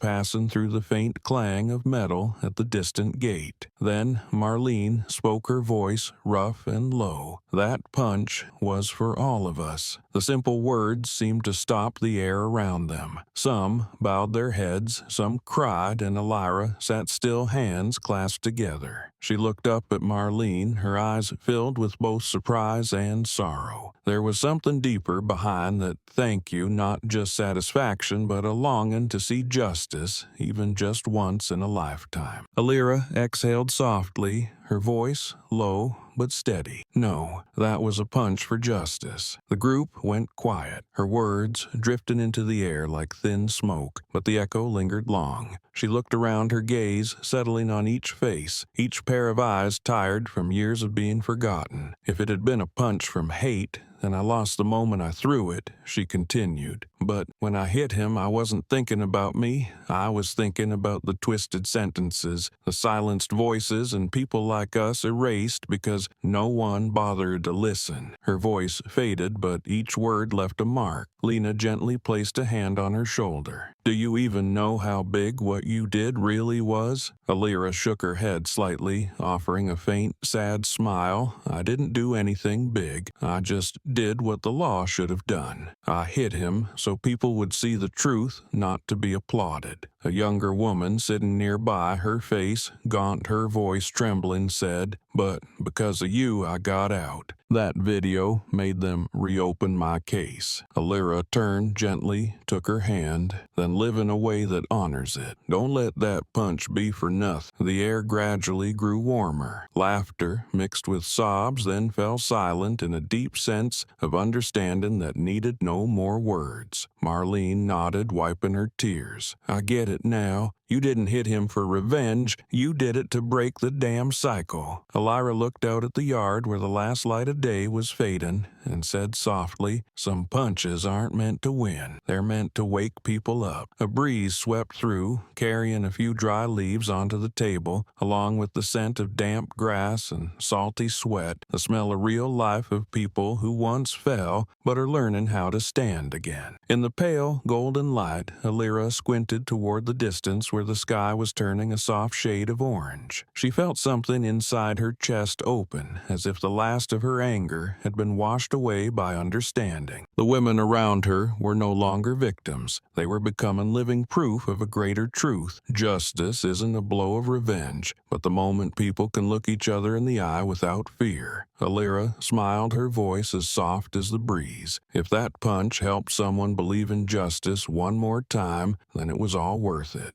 After years of turmoil, Crestfield finally found its rhythm again. The old police department building, once a symbol of power and fear, now bore a new sign, Equal Justice Academy. Beneath that sign, hundreds of young cadets stood in rows listening to the opening ceremony of a new training program. Their faces brimmed with youth, their eyes reflected the image of a different generation of officers, no longer trained to rule, but to serve. On the wall, behind the podium, a large portrait of Alyra Grant hung with honor, and beneath it were the words, "Justice does not come from a badge, but from the conscience of the one who wears it." Everyone who entered paused for a moment to look at that image as a reminder of the cost of silence. In the first class session, a seasoned instructor stood in the center, playing a clip from the Washington hearing on the screen. His voice was steady, sharp, like a scalpel. "This is not just the story of a wrongfully accused woman. It is proof of what happens when a force loses its soul by forgetting who it is meant to protect." The room went still. Several cadets lowered their heads, others clenched their fists, their eyes lit with resolve. The lesson ended with a sentence on the screen. "You are not the law. You are its guardian." Each word etched itself into their minds. 1 month later, at an official press conference, the new police chief, Miranda Holt, stepped to the podium, her voice resonating through the room packed with reporters. "From this day on, this badge does not shield those who do wrong.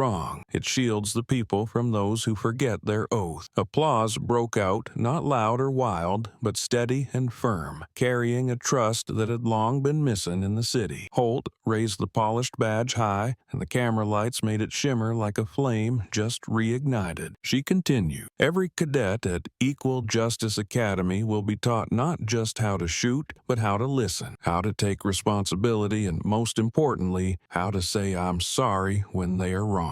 In the audience, Alyra was present, sitting quietly, not wishing to be introduced. As all eyes turned toward Chief Holt, she simply smiled. A reporter noticed her, whispered to a colleague, and soon the entire room had turned its attention toward the woman who had helped rewrite the city's history. Alyra bowed her head slightly, a greeting in place of a speech. Chief Holt stepped down, walked toward her, and extended a hand. "Thank you for reminding us what this badge is supposed to mean." Alyra took her hand and replied softly, "Justice isn't late. We just forgot to open the door for it." Outside, the church bells rang long and low, sunlight hitting the sign Equal Justice Academy, making it glow. On the walls around the square, new posters had been put up with the slogan, "Serve with Honor." protect with humanity. People passing by smiled, children pointed and read the words aloud. The city once haunted by violence and injustice was being rebuilt not with concrete but with trust rising from the wreckage. On the main wall of the Grand Hall at Equal Justice Academy, where new police cadets gathered every morning, a portrait of Alyra Grant hung in the center. In the photo, she wasn't in uniform or dressed formally, but captured during the Washington hearing, her eyes looking straight ahead, light casting across her calm, proud face. Below the photo, words etched in shining steel read, "She changed the system by standing up." The phrase became the Academy's motto, printed on signs, training manuals, and even the cadets' ID badges. Each morning, as they walked past it, they looked up at the words as a reminder that justice had to be fought for before it could be protected. When new cadets entered, instructors often paused in front of the portrait, speaking slowly. She didn't destroy the system, she forced it to face itself. And that's your job, too. The young cadets listened, eyes lit up, some taking notes, others quiet, but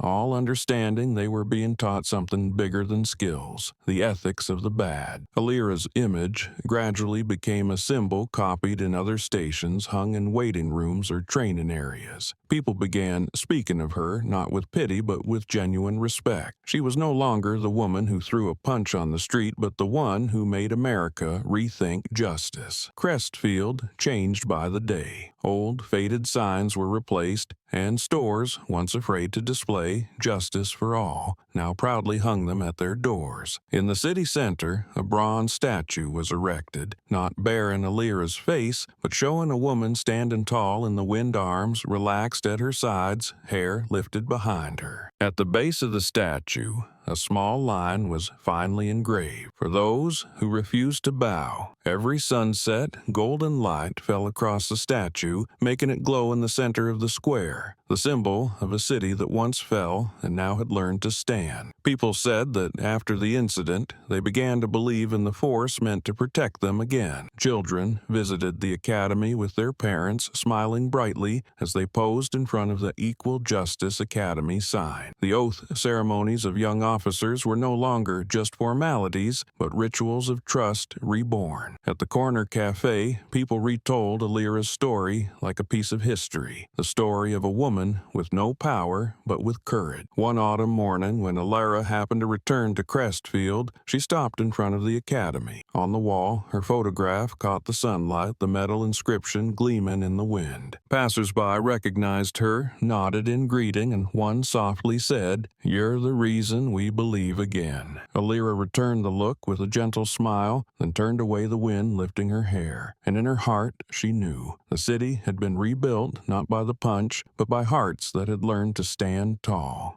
1 year after Crestfield changed, an independent film studio in Atlanta announced a movie project titled The Girl Who Stood Up. The news quickly spread across the media, stirring anticipation nationwide. The film was inspired by the true story of Alyra Grant, the woman who took down 2 police officers in the street and forced an entire system to confront itself. When the producers reached out and invited her to serve as a consultant, Alyra stayed silent for a long time before agreeing. She made one condition clear: if you're going to do this, tell the victim's story, not just dress me up. Her words left the whole team quiet for a few seconds before the director nodded. "That's exactly why we came to you." The first sessions took place in a small room filled with documents and old reference photos. Alyra sat with the screenwriter, recounting every detail from the metallic smell of the jail to how light passed through the bars. She spoke in a steady, low voice. If you want the audience to believe it, they have to feel both the fear and the endurance. The screenwriter kept writing, occasionally looking up to ask, "Do you want the punch scene to be recreated exactly as it happened?" Alyra gave a faint smile, eyes distant. That wasn't a punch for revenge. It was a punch for the forgotten. Let it carry that meaning. The day they shot the scene, the entire crew fell into an odd silence. The set was a small street replicated to look exactly like the old bus stop, with harsh sunlight, car horns, and distant voices. voices. The actress playing Alyra, a young black woman with fierce eyes, stepped into the street. As she faced the two actors playing officers, everyone held their breath. The director signaled, cameras rolled. She turned through the punch, fake blood flew. The badge hit the ground and voices rose from the extras. In that moment, it felt like history itself was repeating, if only in reenactment. After the scene ended, silence filled the set. No one spoke. Then the director quietly said,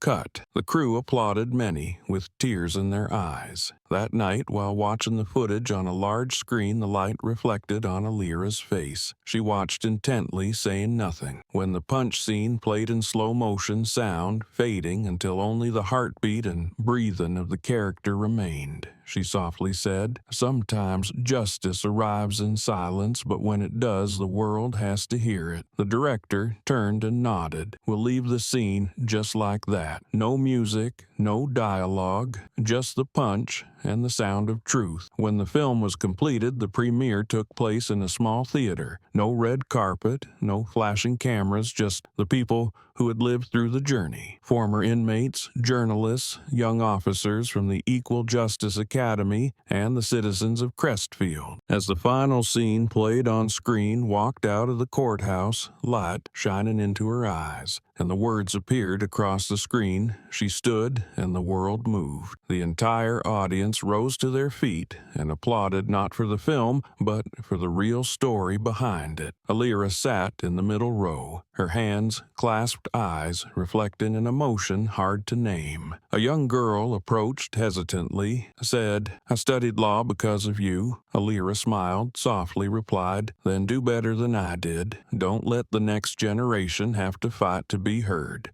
As she left the theater, the door closing behind her, the streetlights reflected off her calm face. The girl who stood up was not just a film, but a mirror held up to a society that once bowed its head and now knows how to rise, believing that justice, even if late, can still be told in light. When The Girl Who Stood Up officially premiered, the small downtown theater quickly filled. Outside, a line formed under the soft yellow glow of streetlights, many holding flowers, some with handwritten signs that read, "Justice Remembered." There was no red carpet, no flashing press, only the quiet anticipation of people who had followed the story for years. As the lights dimmed inside, the only illumination came from the wide screen where the first scenes showed a scorching midday at a bus stop. Wind, footsteps, then the punch sharp and precise made the audience hold their breath. A few covered their mouths and some shed tears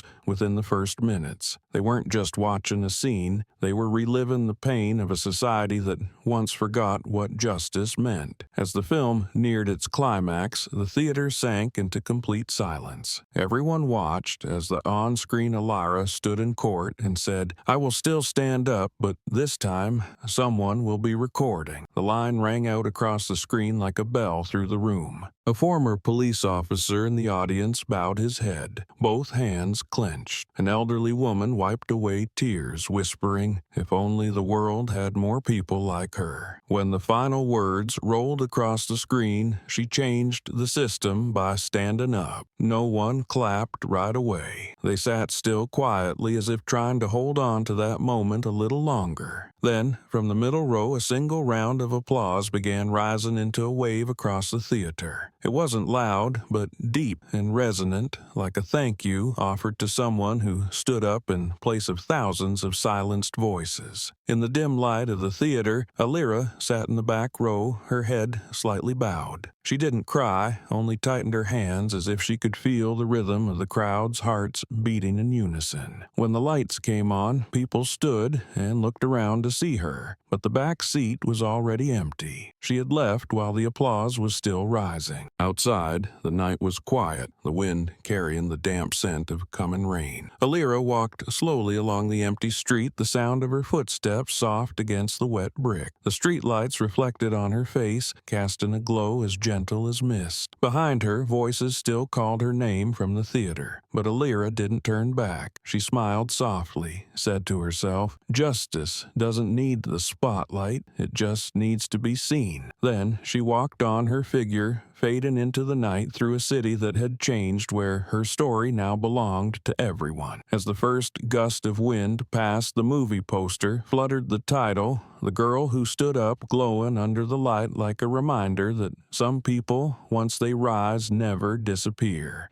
In a sunlit lecture hall at Crestfield University, final-year law students sat in a circle around a long table. On the large screen at the front, an image of Alyra Grant appeared, a photo from the hearing in Washington, her gaze calm, her lips gently pressed together. Below the image was the title of today's discussion, "Justice in Action: The Case of Alyra Grant." The voice of the elderly Professor Daniel Rhodes carried steadily, "Remember, the law is not a wall, but a bridge, and sometimes one must break down a wall to see the bridge again." His words brought the room to silence. After a few moments, a student stood up, voice nervous but firm. "I think what makes Alyra's case so powerful is that she had no authority yet, did what an entire system failed to do." The class nodded, and a female student in the front row raised her hand. Her hair was softly curled, eyes bright, voice clear. "She made me believe that justice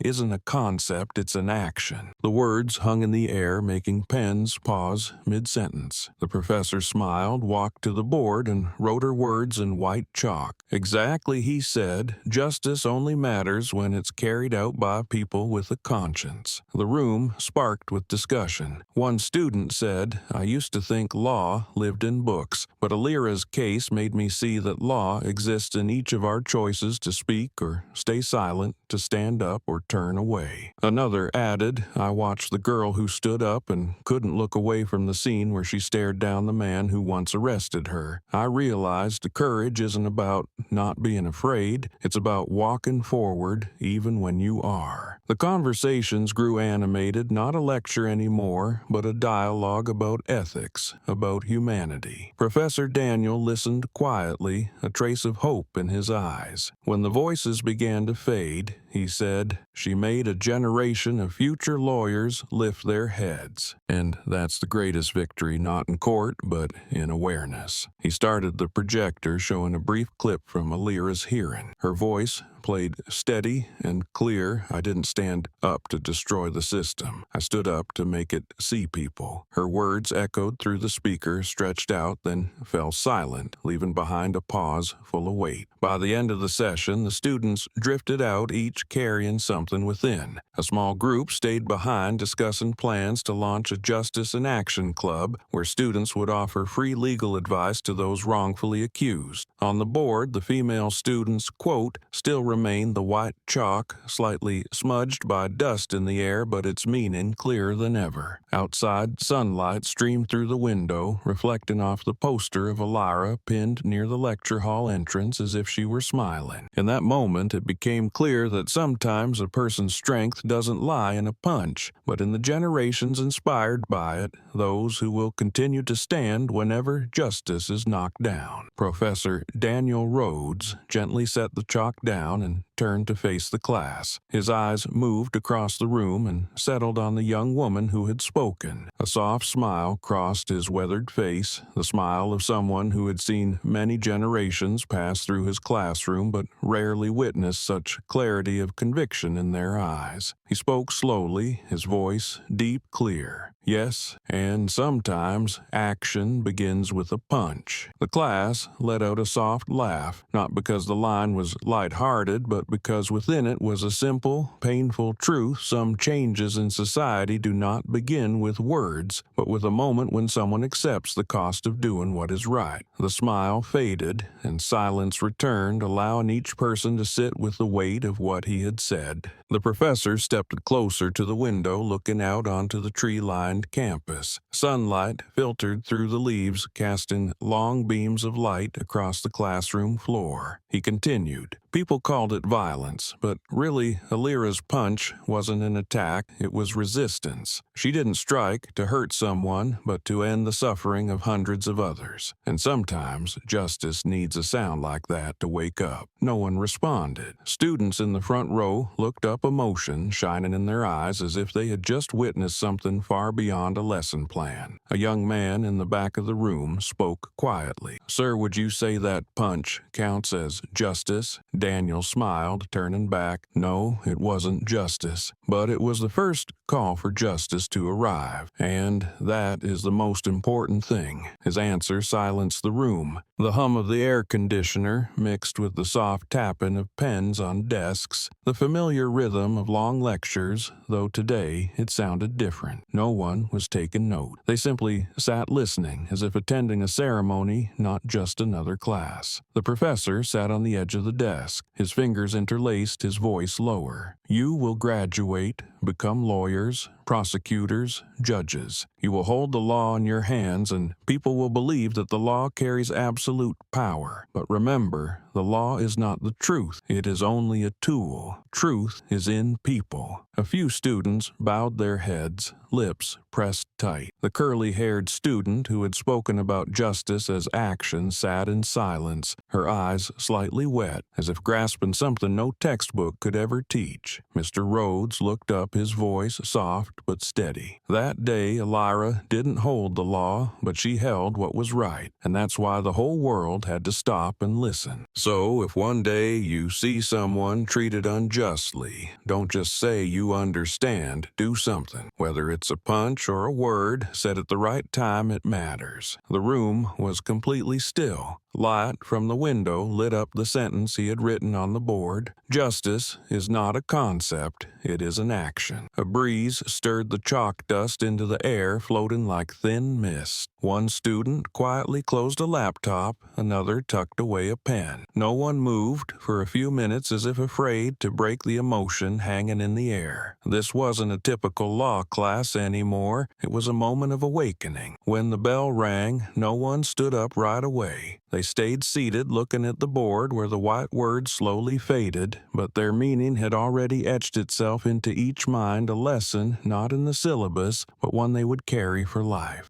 Afternoon in Crestfield carried a gentle golden hue. The road leading to the old bus stop had been newly paved, lined with young trees, casting soft shade, and a fresh sign etched with the words, "Grant." Stop the name the city chose to honor the woman who turned that place into a symbol of change. Alyra walked slowly along the sidewalk, a breeze brushing past her shoulder, carrying the scent of sunlight and freshly cut grass. She stopped at a row of newly replaced silver benches, now polished but set in the same place as that midday years ago. She sat down, her hands resting loosely on her knees, sunlight filtering through the canopy above to brighten her soft brown skin and eyes that shimmered with quiet memory. Everything around her seemed strangely peaceful, a world apart from the storm that had once carved itself into her past. Passers-by didn't seem to recognize her, or if they did, they only smiled and kept walking, because to them Alyra had become a part of the city itself, as familiar as the sunlight spilling across the pavement. In the far corner, a mother and her young son waited for the bus. The boy was about 6, with light curls and a melting ice cream cone in hand. He looked up at the sign that read, "Grant Stop," then tugged his mother's arm, asking, "Is this where Miss Alyra stood, Mom?" The mother nodded, her voice soft. "Yes, sweetie. Right here, she did something most adults wouldn't dare." The boy's eyes widened. She really hit a police officer. She smiled gently, patting his head. She didn't hit. She taught them a lesson. He felt quiet for a moment, glancing around, imagining the scene from the old video he had once watched at school. Alyra heard the entire exchange, a faint smile touching her lips. She didn't turn around, didn't say a word. The sun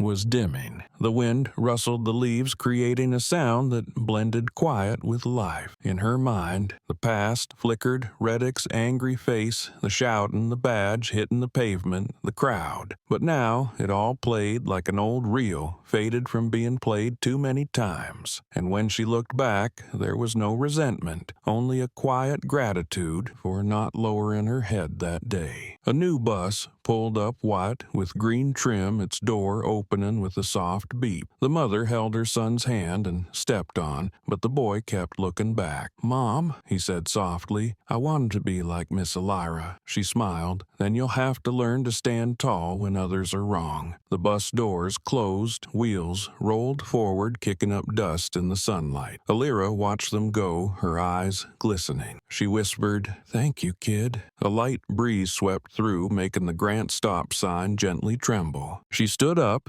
placed her hand on the metal surface, feeling its coolness. Not the chill of lifeless steel, but the calm cold of peace, a quiet testament to a time now past. In the distance, church bells rang and the laughter of children echoed. Alyra took a deep breath, warmth spreading through her chest. She left the bus stop as the sun dipped low, leaving behind the place that had once held her most painful memory. Now it was no longer a scar of violence, but the beginning of something better. And there, in the fading light, justice wasn't in a courtroom or a badge, but in the eyes of a child who had just learned his first lesson in courage. The mother leaned down, placing a hand on her son's shoulder, her voice low but warm, as if speaking to herself. "Yeah, and because of her, I can believe in the police again." The words floated like wind, soft but deep, settling into the stillness of the afternoon. The boy looked up at his mother, not fully grasping the meaning, but his eyes lit up the clear light of a newfound trust. The woman gazed ahead, where the last rays of the day painted the street in pale gold, and continued. "I used to be afraid of them, used to think the badge was just an excuse to do wrong. But now I know some people stood up to give it meaning again." Her voice trembled slightly, as if shedding a fear carried for too long. The boy squeezed her hand, nodding eyes fixed on the Grant stop sign as if committing something larger than himself to memory. Alyra sat not far from them, hearing every word. She didn't turn, just tilted her face toward the amber sky. Clouds drifted slowly, and light fell across her hair in thin golden strands. Perhaps for the first time in years, she heard someone say they dared to trust again because of her. The words, seemingly simple, tightened her chest, not with pride, but with relief. For years, she had believed justice meant scars, meant bloodshed. Now she understood sometimes justice was simply a moment when someone dared to believe in what was right again. A breeze stirred the trees along the sidewalk, leaves rustling softly. Alyra smiled, a quiet, thin smile, like someone who had finished a long journey and didn't need to take another step. Wind brushed through her hair, slipped beneath her collar, carrying the scent of sunlight and the warmth of justice, the kind she once thought could only be found in victory. But now it arrived on a peaceful afternoon, among children's laughter and a mother's calm. In the sky, a flock of birds stretched their wings, flying westward, the horizon soaked in shades of red and orange. Alyra drew in a slow breath, feeling the breeze brush gently across her cheek, a sensation that brought her back to the first morning she was free when the prison doors opened, and she inhaled the air as if it were a gift from the universe. She realized then that justice wasn't only in courtrooms and verdicts or headlines, but in the very breath of humanity, in each choice to stand up for what is right. The mother and her son stood waving to the driver as the bus came to a stop. The boy turned to look at Alyra one last time, as if wanting to say something but hesitating. She gave a small nod, her gentle smile prompting him to respond with a tiny wave. As the bus rolled away, dust swirled into the fading light. Alyra remained seated, her eyes following the road as it receded, feeling her heart as calm as a still surface of water. The wind picked up again, stronger this time, lifting her hair and carrying it into the golden light of late afternoon. She rose slowly, brushed her fingers along the Grant stop sign, the cold metal against her fingertips, making her shiver slightly. Then she smiled. "They believe again," she whispered, her voice so soft the wind almost took it away. In that moment, all the city's sounds seemed to pause, leaving only the gentle light resting on the woman who had once fallen, so the world could learn how to rise.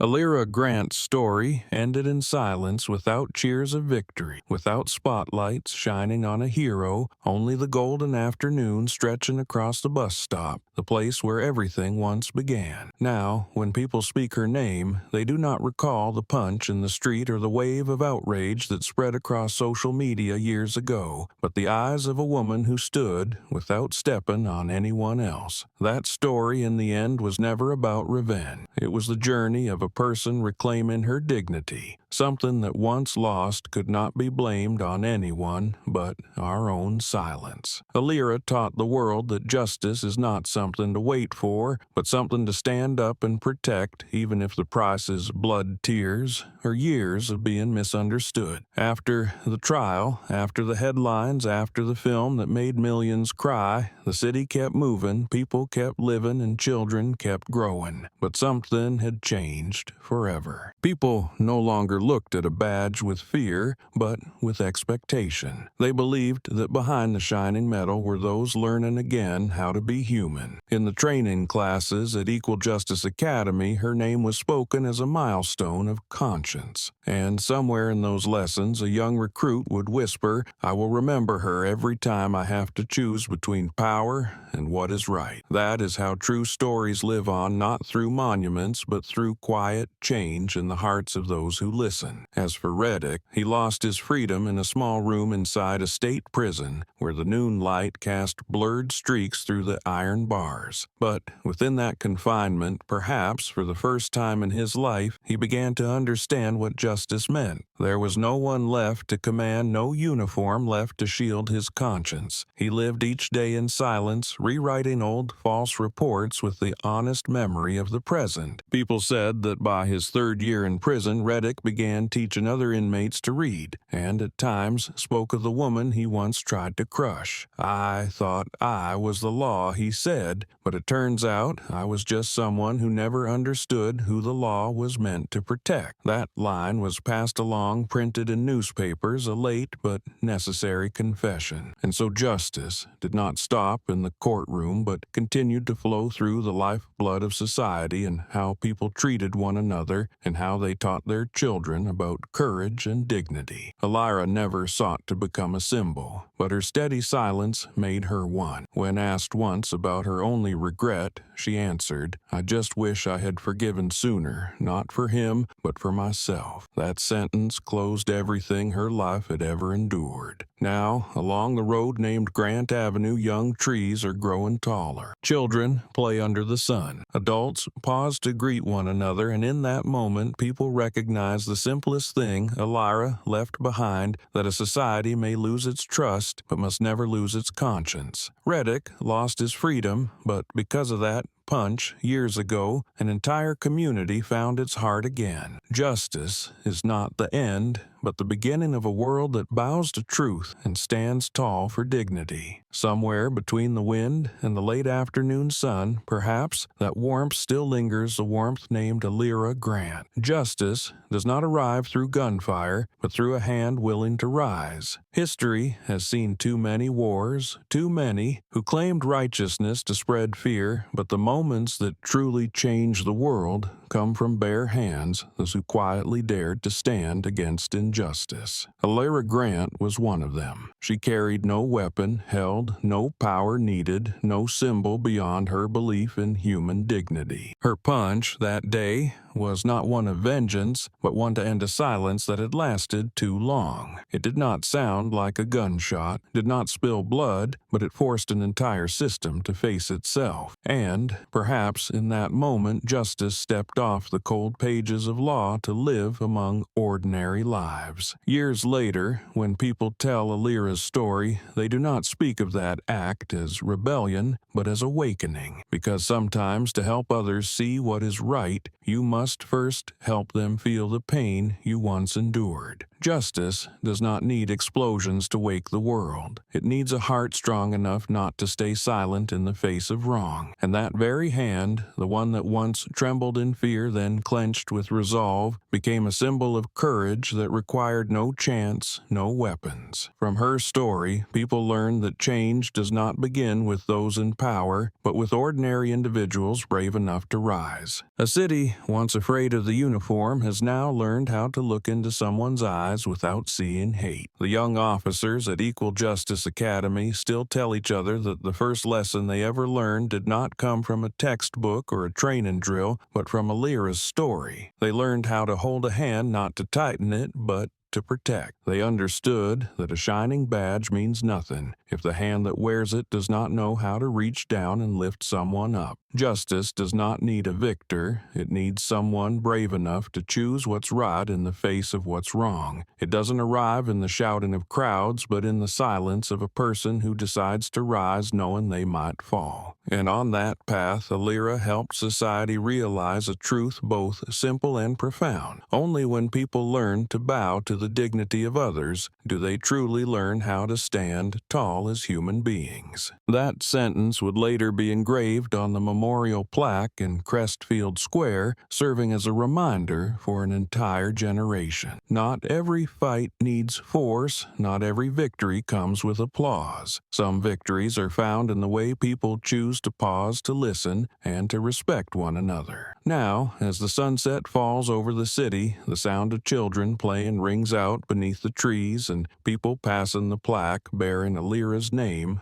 pause for a moment. They no longer see her as a hero, but as a part of themselves, the part that knows right from wrong, that knows how to bow and how to rise. The evening breeze carries the echo of an old story, and whenever someone stops to read those words, they smile. Because they understand justice never truly died, it still lives in the hands that choose to do right, in the eyes that see others with respect. And somewhere in the current of life, Alyra's legacy continues not in medals or praise, but in how people treat each other with more kindness, proving that when dignity is protected, the world becomes more just on its own. Alyra Grant's story closed in the calm of twilight, but its echo remains in the hearts of those who witnessed it. From the small bus stop where she was once humiliated and wronged to the national courthouse to law school classrooms to the hearts of millions, her journey was never about seeking fame, but about the courage to walk through darkness and protect the light of human dignity. Alyra endured long days of rejection, accusation, and confinement within cold walls where only the footsteps of guards and the clink of metal reminded her that freedom was a luxury. But instead of letting pain destroy her, she held on to one thing: the belief that justice still had a place if someone dared to speak its name. That afternoon, in Crestfield under the scorching sun, when the two officers who had ruined her life reappeared, everyone believed history would repeat itself. But then, under the weight of countless watching eyes beneath mocking laughter and contemptuous stares, Alyra responded with a punch, not out of revenge, but to assert that she was still human. That punch didn't ring loud or cause an explosion, but it woke the entire nation. Millions saw it through a screen, and in that moment they realized justice no longer rested in the hands of those in power, but in the hands of someone who dared to believe in what was right. From that punch, a wave of change began. The video spread across social media. The investigation reopened. The abusers were exposed, and society was forced to face a truth it had long ignored. Alyra didn't win through power. She won through truth. She didn't aim to bring anyone down. She stood firm so no one else would be pushed down the way she had been. She forced an entire system to reflect on itself, made those in power relearn the meaning of their badge and their oath. Reddick, the man who once believed he was the law, eventually bowed his head before the very justice he had once distorted. And in that reckoning, society rediscovered what had been lost for too long: conscience. People began to believe again. Children were taught that police exist to protect, not intimidate. And young officers learned that power is not a shield to hide behind, but a duty to defend the vulnerable. Alyra's story isn't retold to glorify a woman who knocked down police officers, but to honor a person who dared to awaken faith in justice. The film, The Girl Who Stood Up, was made not to recreate violence, but to portray courage. She refused to be called a hero, only asking that the film speak for the forgotten, the victims who once stayed silent like she once did. And when the punch played out on screen, audiences cried not because of the action, but